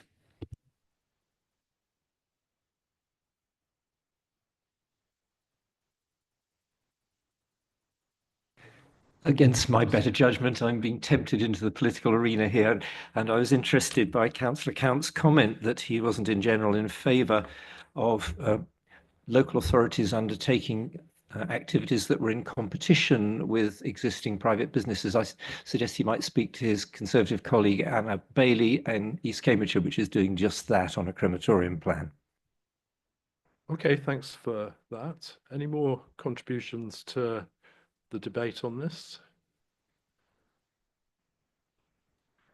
I would perhaps add to Councillor Count's point that if you are living in Cambourne at the moment, the access to Cambridge and the facilities that it has is extremely limited, and the developments at Bourne and other developments in that area are dependent on having a proper and reliable public transport system. So that is a very important part of the reasoning of the Joint Administration in supporting the C2C project.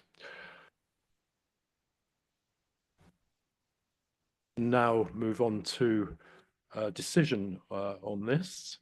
So the committee has recommended to, first of all, approve the adoption of the Tree and Woodland Strategy and Action Plan as outlined in Appendix 1, Strategy, Appendix 2, Action Plan, and Appendix 3, Technical Report. Secondly, to approve the introduction of a woodland pledge to increase woodland canopy cover and safeguard existing woodland across our land holdings.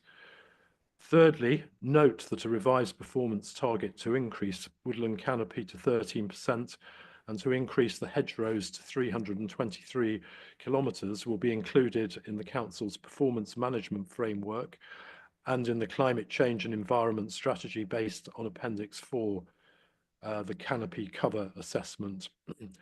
And fourthly, delegate authority to the Executive Director of Place and Sustainability in consultation with the Chair and or Vice Chair of Environment and Green Investment Committee to authorise any minor changes to the strategy, such as the one that Councillor Count has brought attention to, and supporting documents before publications.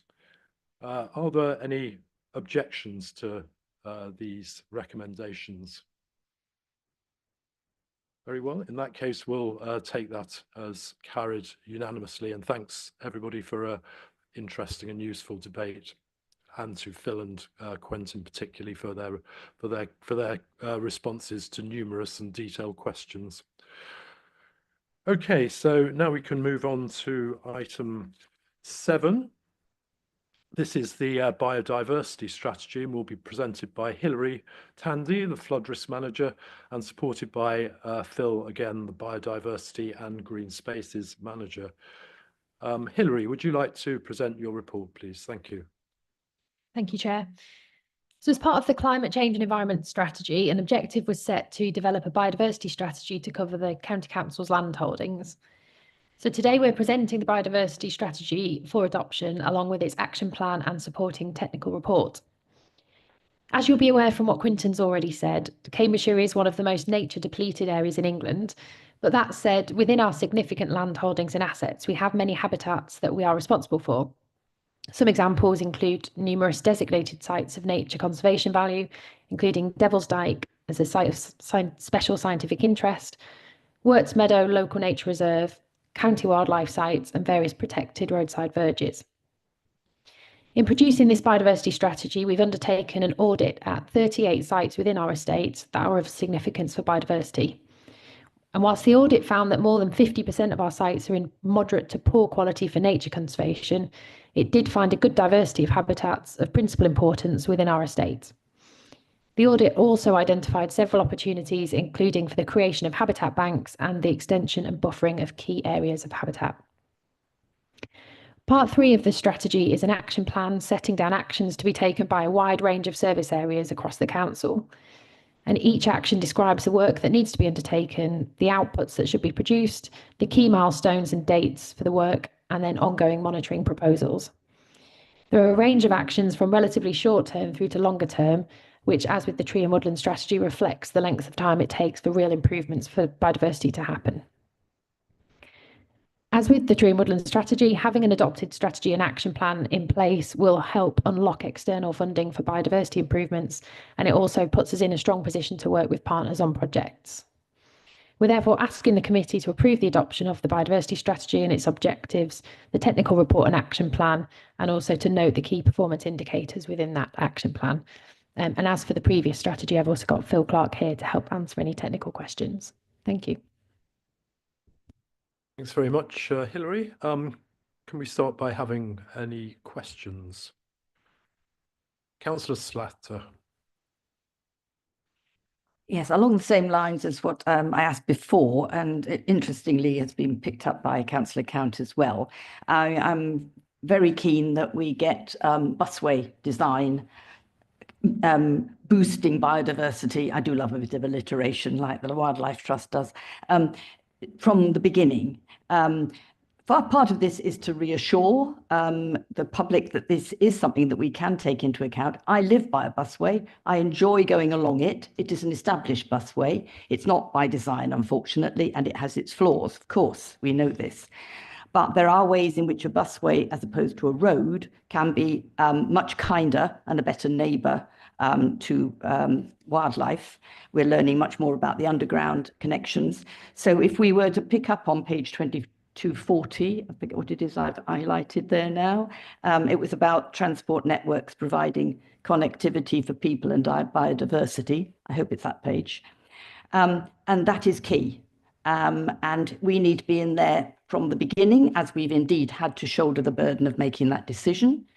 Along the way, whenever it comes up in the sort of networks that you're in, right to the end, when the busway exists and is being used and planted, and we know there's going to be years of pain for the people who are used to a lovely view of fields, and they will see what we had before, a lovely view of, of diggers. It's only a small number of residents who love watching diggers. And not joking apart, and it is painful. So we need to be there with the right planting to show this is the plan. And I hope that the County Council has the resources and the power to do that, maybe as a unitary by the time it's happening, to be there all the way along to make sure we don't miss opportunities, or worse still, actually make mistakes. So do we have that sort of ability within this strategy to insist on actually our transport networks doing what they say we want them to do? The busway is great, especially if you get a cutting, but embankments we know are problematical, but they can create habitat too. One more point is, I was going to say, trees aren't the only thing. I couldn't say that in the first one, because around us, chalk grassland. Don't know anything about Fenland soil, but it's really interesting to learn from Council Count. Grassland, chalkland, again, this underground network is equally important, and we mustn't lose sight of that enough. But are we going to be at the table? That's what I want to know. Hilary, could you respond to that? Hilary's going to defer to me. But yes, so the busway is a GCP scheme, and we're already at the table. So yes, we will be able to influence the planting and the sort of green infrastructure that is created. We have an ecologist in my team, and she's very much involved in helping to design that scheme. And as with my mantra for the trees, the right tree in the right place, it's the right habitat in the right place. So it'll be understanding what the soils are and whether we create chalk grassland. So yes, we're very much involved. We can't guarantee that they'll do everything that we ask for, but we'll try our hardest. Okay, thanks very much for that. Next is Councillor Hathorn. Thank you. Yes, another great strategy. So some of the things I said in response to the tree strategy about other service areas being involved, I think as well are relevant to this strategy. And the specific things I wanted to talk about were, I think it's my understanding that I think there are opportunities for increased biodiversity in our solar farms, and we should have those conversations quickly. And furthermore, I would like to see that as a kind of part of all our NSIP responses and other statutory authority responses to solar farms, suggesting that they try to maximise biodiversity in around the panels. So if that's possible, that'd be great. It would be amazing if the courtyard at New Shire Hall had at least some plants which weren't made of plastic. The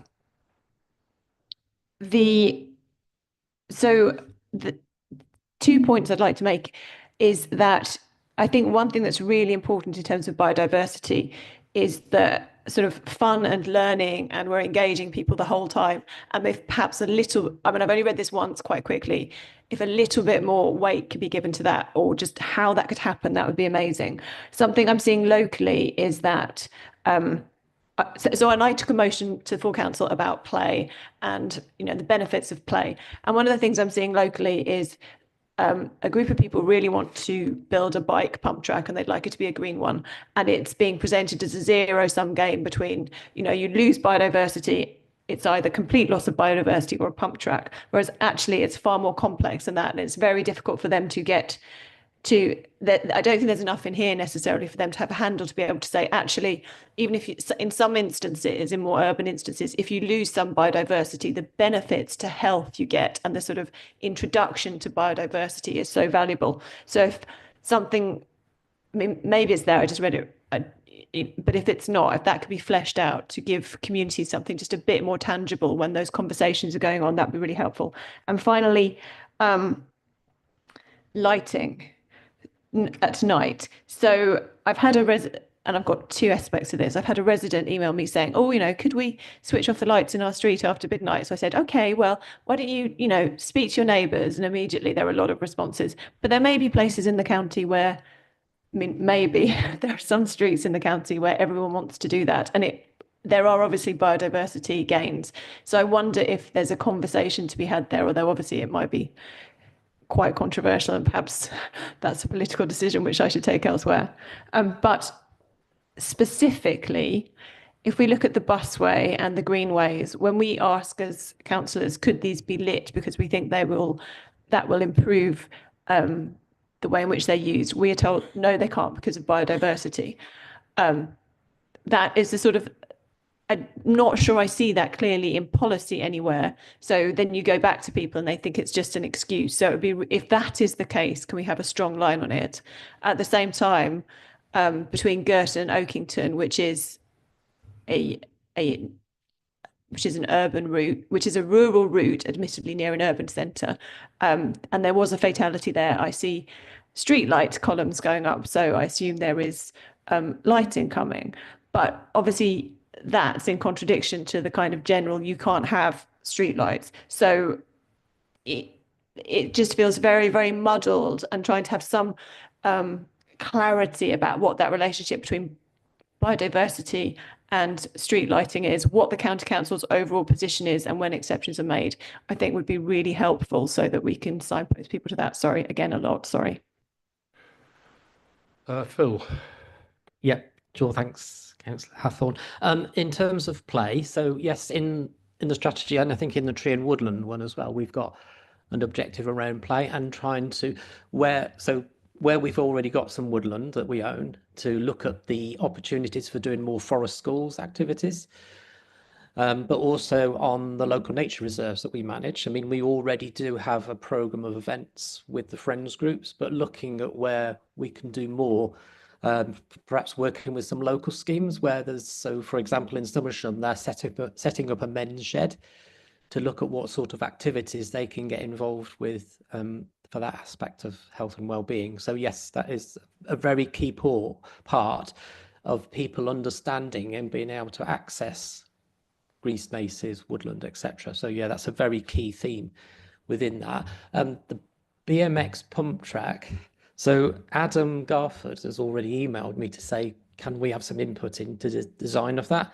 So that's already happening. And then with street lighting, is the way that we're involved with street lighting is we assess it when it's near to a bat roost. So if it will have impacts on bats, there's a design with like they're called bat hoods on the lights to point the light down so it doesn't disturb the flight paths of bats. So we are involved in that way. It's a little bit more difficult where there isn't an impact on biodiversity or a direct impact on biodiversity for us to have much influence, but we do have some involvement. But perhaps that's something to investigate with the highways team. Okay, thank you, Phil. Councillor Bradnam. Thank you, Chair. I wanted to draw our attention to page 217 in our agenda, which is our what action will we take and how will we monitor progress? And I absolutely have an enormous amount of time for our ecology officer and all the officers involved in this, but I just wanted to check whether we'll be doing any partnership working, because there are a lot of very useful local bodies who do this for a living. So don't reinvent the wheel and don't duplicate. So, for example, there's the Cambridgeshire and Peterborough Environmental Records Centre, who keep records, and I know you'll be aware of them, that manage and store data to describe the biodiversity in the local area. So we can use their existing data as and ongoing data to compare. We don't have to do it all ourselves, is what I'm saying. And then, of course, there's the Wildlife Trust for Bedfordshire, Cambridgeshire and Northamptonshire, who also are advocates and advisors, as well as owning land themselves. So I think I'd just like to be reassured that we are working with partners to monitor progress against this. Thank you, Councillor Bradnam. Phil? Yeah, absolutely we are. So we have a service level agreement with CPERC, or Cambridgeshire Peterborough Environment Record Centre, and they provide us with data, and any data that we produce from the works, the surveys that we do on our sites, we feed back to them. And the Wildlife Trust, we're very heavily involved with the Wildlife Trust. We have a local authority ecologists group, which has representation from all the district councils, Peterborough. The Wildlife Trust sit on that, and Natural England. So there is this sharing of information and looking for partnership opportunities. So yeah, they're very heavily involved in those sort of partnerships. Yes, briefly, please. Yes, very Councillor briefly. Bradnam. And the other point about that is that they have a lot of volunteers who do very capable assessments that they can feed into too. So that's useful too. Okay, thank you. That was been a useful discussion. Perhaps I could finish it off by a quote in the paper from Professor Siddhartha Dasgupta, who I don't know at the moment, but I'm destined to know quite soon. Transformative change is possible. We and our descendants deserve nothing less. So I very much hope we can support this policy unanimously. I see no objections. Oh, my apologies, Councillor Count, would you? No need, Chair. I got my hand up way too late in that debate, so it's my fault entirely. Yeah, it's a question on eutrophic standing waters, and the reason I bring out this question is because I had no idea what eutrophic standing waters was. So whilst I was listening to the debate, I was busily trying to find out what I'd missed there, and they are outlined, their habitats. So it comes into the paragraph, page 234, habitats of principal importance identified, and these are considered to be most important to conserve, page 234, eutrophic standing waters. So I looked them up, and I couldn't decide if they were good or bad, but they're identified as being very good. And basically, for a layperson such as myself, they are so full of nutrients that vegetation blooms, which then there's a lot of different wildlife around them, which is really good, but it becomes so much that they go through a process where they then die and kill off all life within the pond because they've starved it of all oxygen.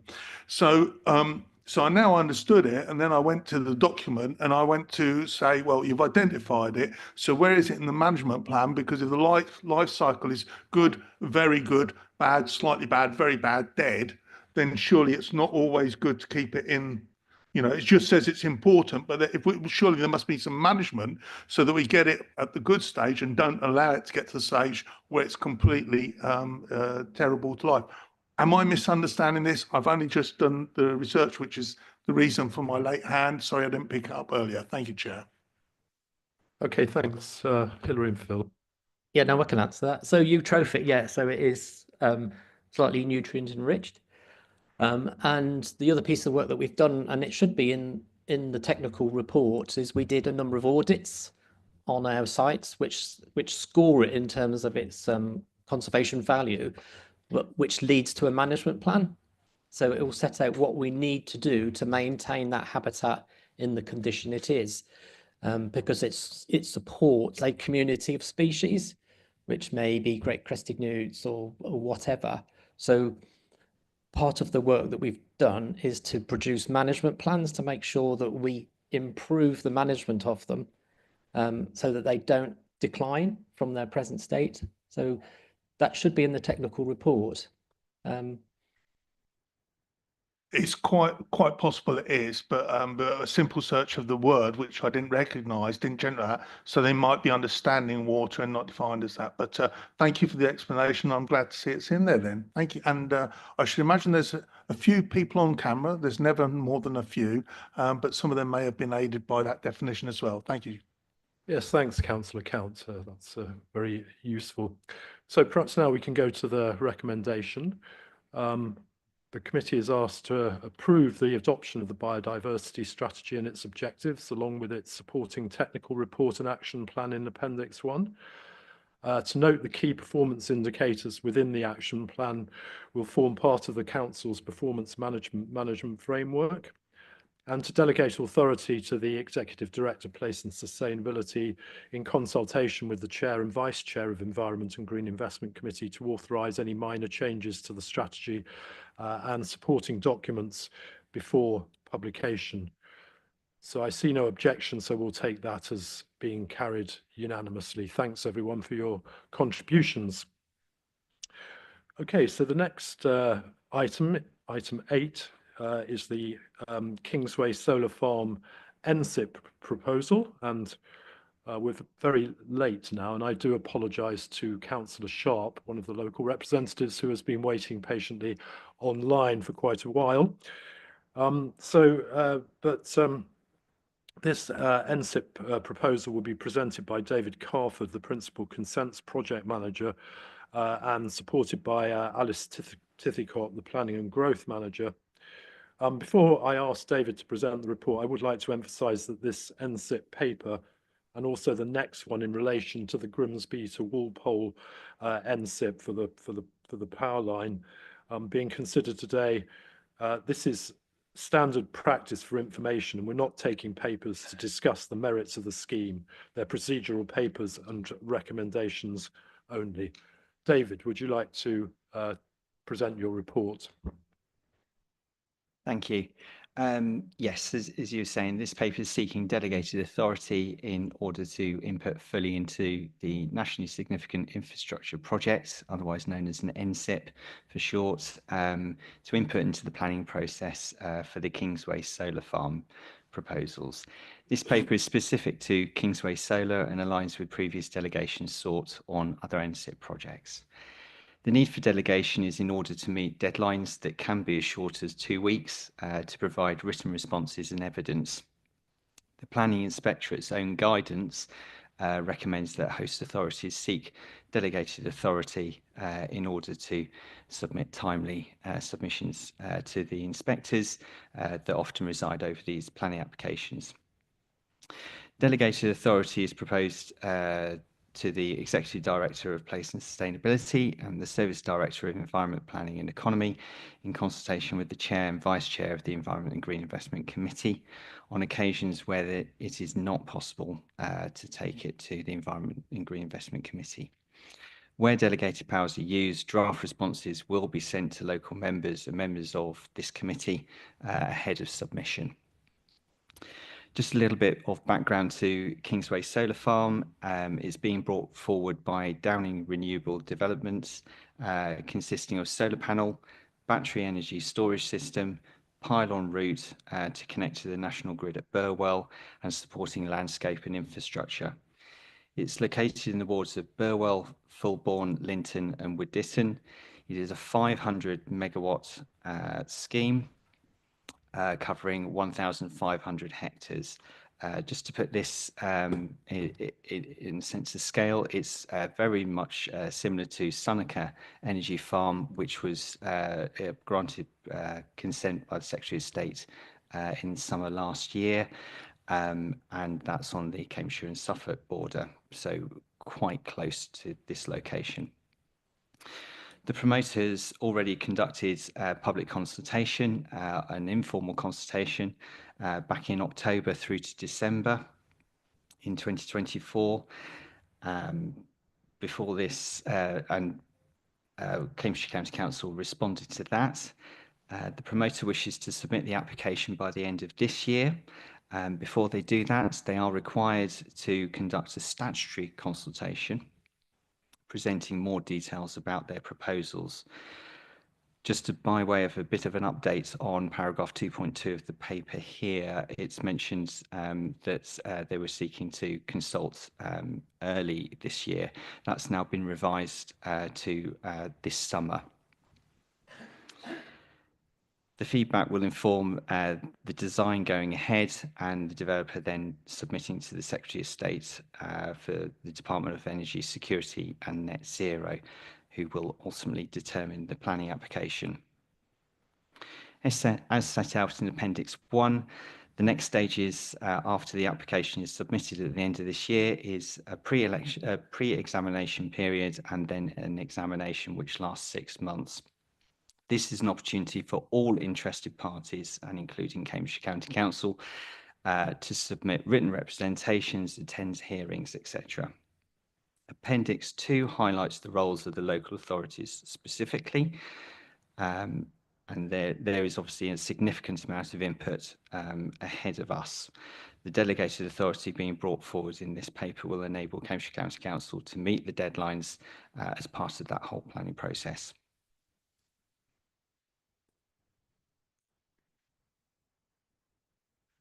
Okay, thanks very much. As David said, local members have been invited to comment, and I believe that we have Councillor Alan Sharp, who represents Wood Ditton, in attendance via Zoom. Jenna, could we have Alan's contribution now? Okay, thank you, Chair. And thank you for allowing me to speak. And as you said, you're running late, but it's been very interesting because I live next door to Devil's Dyke, and I was walking on the dyke yesterday afternoon. So that particular item was very interesting to me from a personal point of view. Apologies, I can't be with you today. I had an earlier meeting in Ely, which prevented me joining in person. And I know, as David Carford has just outlined, this is a procedural matter. But I just wanted to raise some issues of concerns as the local member. My division borders on the proposed site for the development, and there are huge concerns amongst local residents about the proposal, which will be built on Grade 2 agricultural land. The scheme is proposed to encircle Weston Colville and West Ratton, which are outside my division. I think they're in Councillor Batchelor's division. But it borders on the village of Brinkley, which comes into my division, and certainly it will change the lives of those residents for a very, very long time. The proposed site is over 3,700 acres, which will make it the largest in the UK, and I believe the 8th largest in Europe. It does appear to be an opportunist application because I think the main driver for it is the location of the site, because the proximity of the Burwell substation, which is about 10 miles away, and the proposal is that they pylon the electricity across the farmland, which a lot of that is on my division, to the Burwell substation. Personally, I think we as a nation need to be looking at solar panels on all buildings, use of wind on and offshore, and nuclear power before we put solar panels on more farmland, which reduces our food security. But thank you for listening, and look forward to working with members and officers at the next stage, as you say, As David said, we've got the statutory consultation later this year. And I'd like to thank David for setting up, there's an online meeting for local parish councillors and online and local members on the 24th of March. So thank you for doing that, because there is grave concern around the community. But thank you for listening today. Thanks very much, Alan. So we'll now open it up to questions and debate. Councillor Bradnam. Thank you, Chair. And thank you very much. It was good to hear Councillor Sharp's contribution. I wanted to ask how long, I'm sure it's a standard procedure, but that they've obviously had an informal consultation, but how long will the formal consultation run for, please? Yeah, for the formal consultation, the statutory is 4 weeks. But in talking with the developers, they're wanting to be longer than that. I know the informal consultation was 6 weeks, for example. So to give communities as much opportunity, and we'll be discussing with the promoter, obviously timing of it. We would wish to make sure it doesn't go too far into the summer holidays, for example, that could inhibit some members of the communities responding to the consultation. So we'll be in discussions with the promoter, and certainly as much time as can be afforded, we'll be advising them to do. Thank you very much, Chair. Thank you for that. That's as I suspected, and I'm very glad that they're seeking an extension to 6 weeks, because some parish councils only meet once a month, so they can't consider matters as a parish council unless they've had a meeting. But also, it's such a big project. It covers so many, such a big area of land, so many communities. I think it's right and proper that there has been a seeking of an extension for this, because it's really major. And I would personally seek longer, but I appreciate that might impact the NSIP process. Councillor Tierney. Thank you, Chair. I'd like to ask officers, if this power is delegated, would they use the power to fight to stop this proposal? Thank you. I think, was that rhetorical, or do you want an answer to it? I want an answer, please. As far as the delegated authority goes, that we're really getting technical experts in the authority to respond to the planning application and all the elements that we submit to. So yeah, there'll be technical responses feeding into the examination, because the inspectors will be wishing to be informed of various elements of the local impact, and we have a local impact report to submit to the inspectors as part of the examination process. So our input is drafted on a kind of technical basis of commenting on the application. Okay, thanks, David. Councillor Tierney, briefly, please. I don't feel my question was answered, Chair. Sorry. I mean, that was quite a technical answer, but if the steer you're getting from local people is that they don't want this proposal, will you use your delegated powers to oppose this proposal? Yes or no? I really don't think that that's really not our role in this. We have a statutory role which is subsidiary to the main NSIP process, and we don't, within that role, have the ability to express specific opinions on these developments. I mean, would that be correct, David?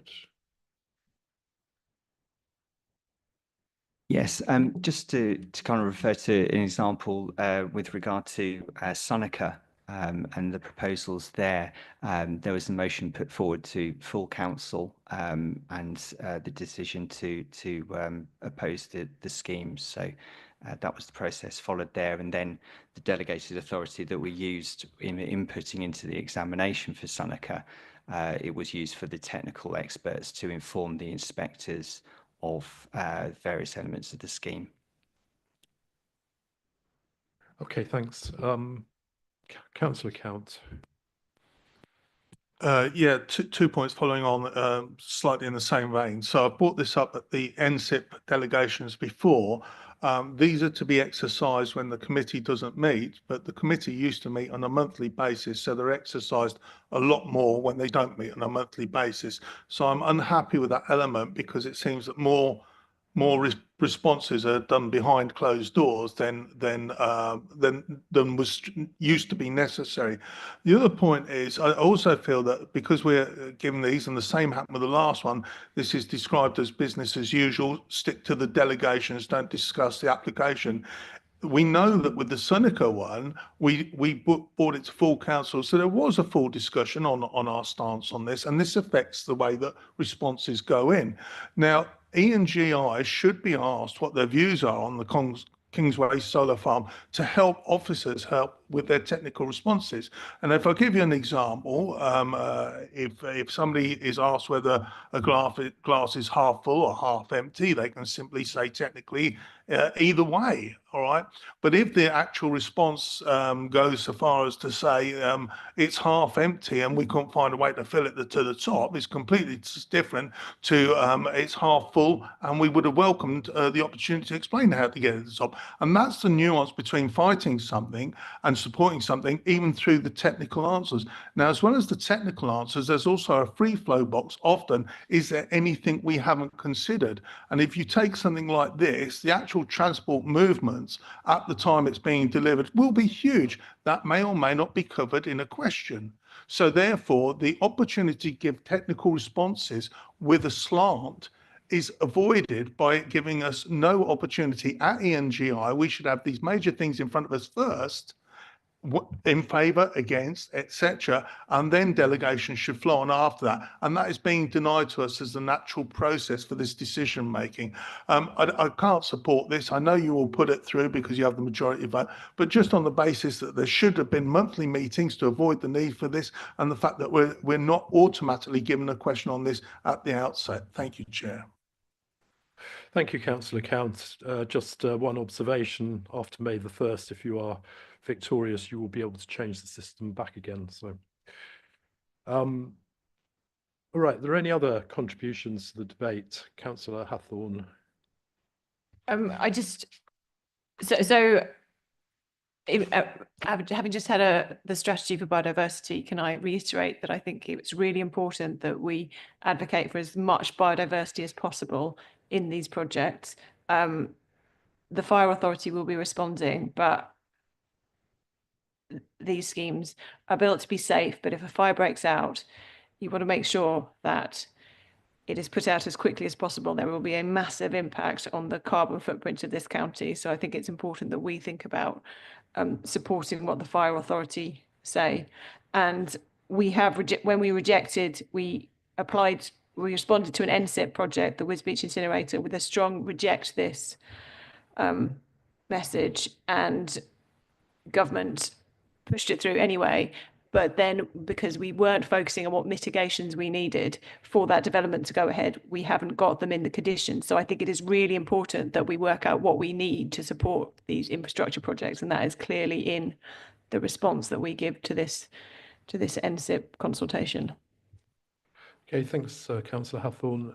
Any more contributions? In that case, Councillor Tierney. Sorry, Chair, I thought we were doing questions and then discussion. Is that okay? Yep, that's fine. Yeah. Thank you. So I just wanted to say, I thought that was very useful, actually, the contribution that we just had. That's quite right. I think sometimes we can't stop these things, and so we need to make sure we've been part of the decision making so that the worst outcomes don't happen. I think that's a fair comment.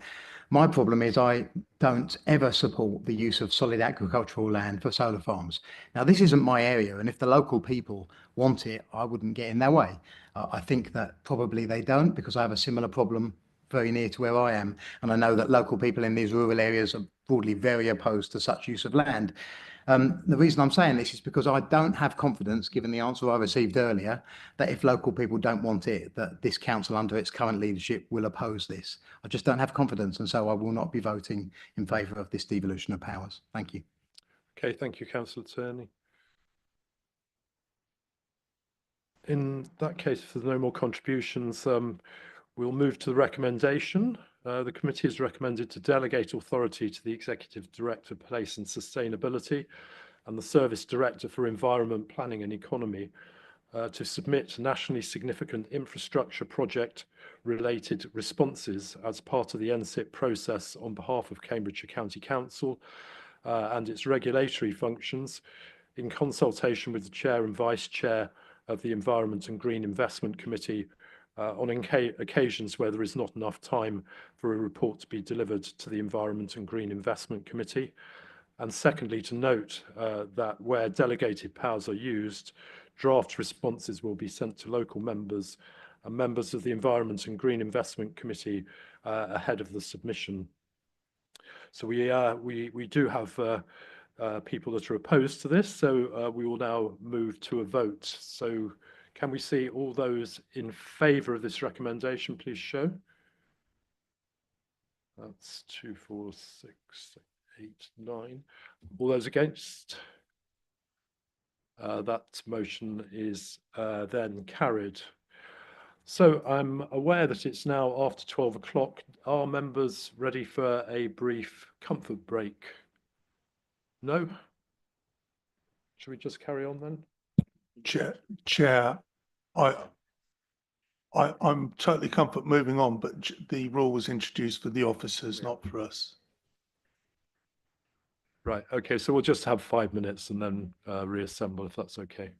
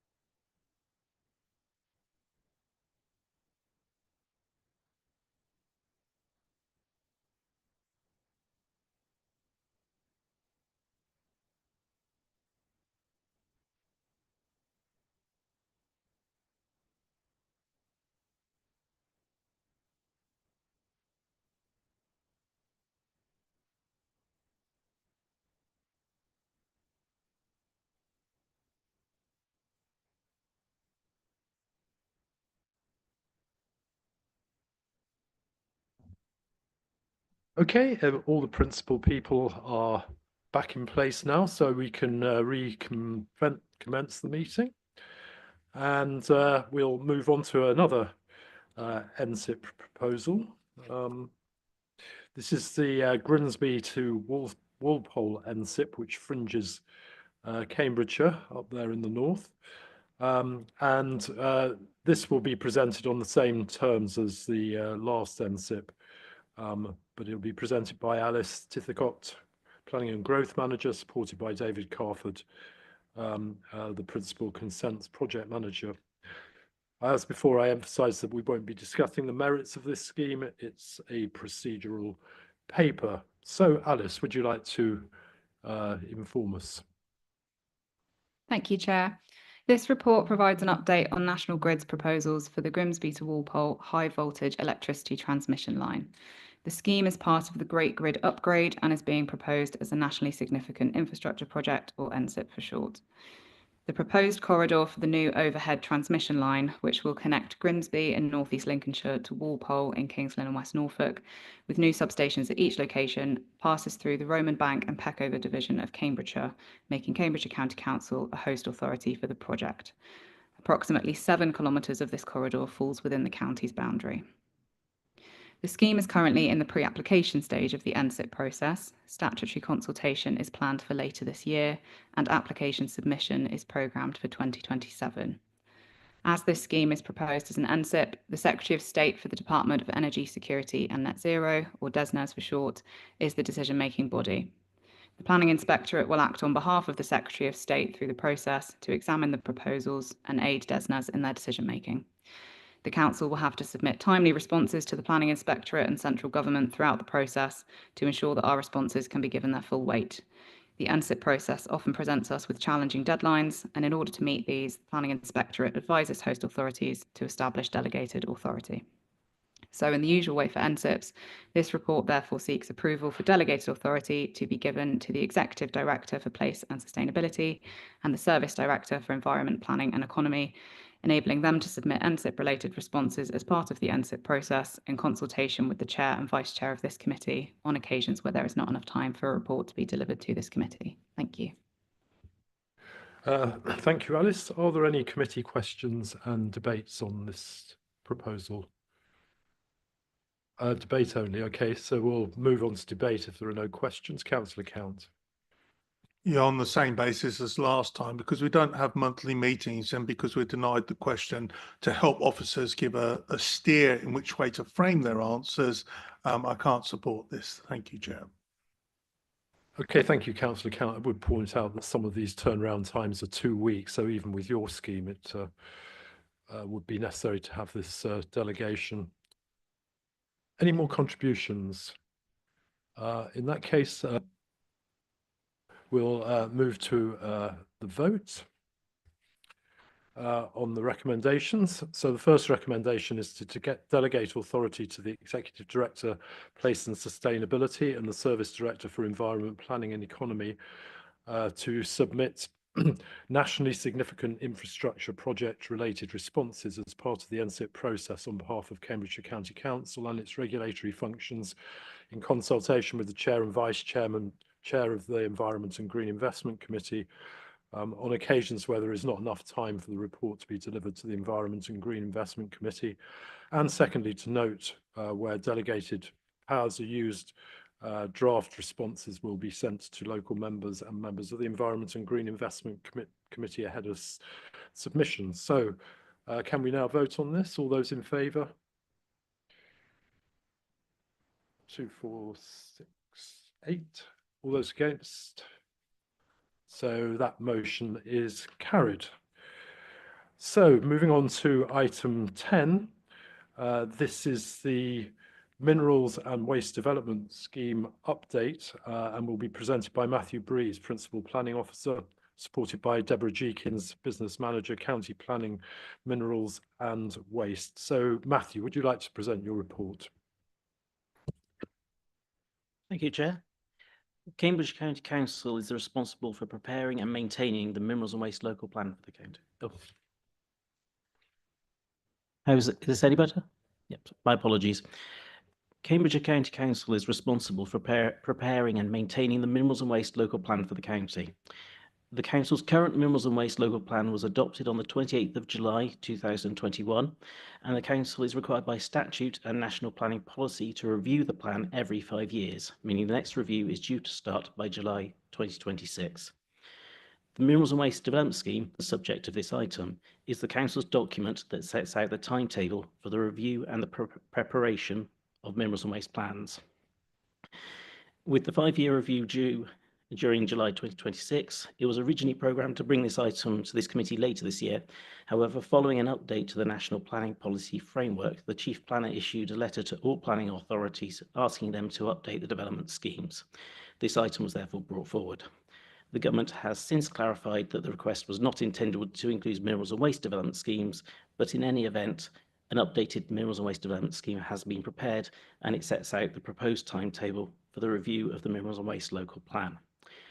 The timetable has been informed by the current statutory requirements, existing commitments set out in the Council's Statement of Community Involvement, the length of time it took to undertake the previous review, and likely future committee dates and lead-in times while avoiding election periods for public consultation. This item seeks the agreement and the approval of this committee for the publication of the Minerals and Waste Development Scheme. The approval of the Minerals and Waste Development Scheme will agree the Council's intent to undertake a review of the Minerals and Waste Local Plan and the proposed timescales. Approval is also being sought for the delegated authority for the Executive Director for Places and Sustainability and the Head of Planning to make minor alterations to ensure the Minerals and Waste Development Scheme is maintained and remains accurate. And should any more than minor alterations to the timetable be required, an update will be brought to this committee. The Council is currently seeking agreement with Peterborough City Council to undertake a joint review of the Minerals and Waste Local Plan. Approval for the publication and future consultation of draft Minerals and Waste Local Plan documents and adoption of the final Minerals and Waste Local Plan will be sought from either this committee or full council as appropriate prior to each of the consultation and the adoption stages set out in the Minerals and Waste Development Scheme. The recommendation is as set out in the report. Thank you. Thanks very much. That was a very clear and succinct presentation. Thank you. So we'll move on to any committee questions and debate. Is there any debate on this? It looks fairly straightforward to me. Councillor Hathorn. Sorry, so forgive me for my ignorance. So say there was a plan to develop a recycling centre for municipal waste in Cambridgeshire or Peterborough somewhere, would any sites in the next 5 years, this is all sort of, not something that's going to happen, would those sites have to be specified at this stage, or can sites emerge during that 5-year period? What is this? Yeah, what is the scope of this? So the preparation of a Minerals and Waste Local Plan review takes several years to undertake. And as set out in the development scheme, the first stage would actually be a call for evidence and sites or in issues and options. So at that point, we would be inviting developers, or in this case, we would seek advice from our waste colleagues as to whether they're putting forward any sites to include in the plan. If that would then go through into a draft plan before potential adoption, I believe in close to 2030. So if in the meantime, an application was brought forward for a development, that would be determined against the current Minerals and Waste Local Plan, and there are policies involved in as to where waste sites should be located in that plan. Thanks very much, Matthew. Is there any other questions? Councillor Gardner. Thank you very much, Chair, and thank you very much for the report. With regard to the timetable, how will this be affected by proposed local government reorganisation? Because you're right in the middle.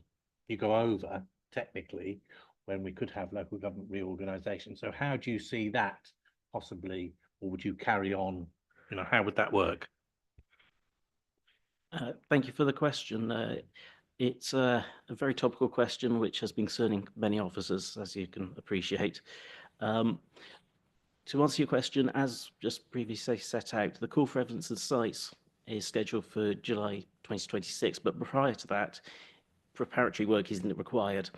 And so the work between now and 2026 is essentially that preparatory work and procuring support for the evidence base for the Minerals and Waste Local Plan. And this is work that would be needed by any future council or councils that may come forward as a result of reorganisation. Procurement has been scheduled to be completed by 2026, so that could commence alongside the main plan itself. And the council's proposal for reorganisation is due to be submitted to the government in November 2025. This is therefore ahead of that time and prior to when any procurement would have been finally agreed. So once we know what the scope is in around that time, officers will reassess the scope of the Minerals Waste Development Scheme and look to update it if required.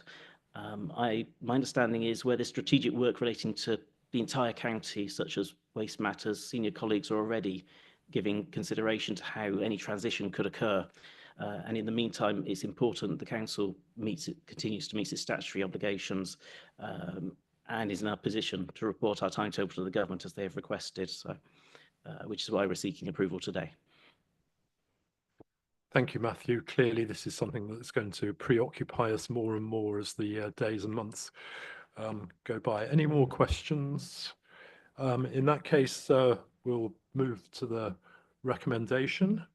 The committee is recommended to agree and approve publication the Cambridgeshire Minerals and Waste Development Scheme, March 2025, and delegate authority to the Executive Director, Place and Sustainability and the Head of Planning to make minor alterations and republish the Cambridgeshire Minerals and Waste Development Scheme, the MWDS. See no objections, so I think we can take that as carried.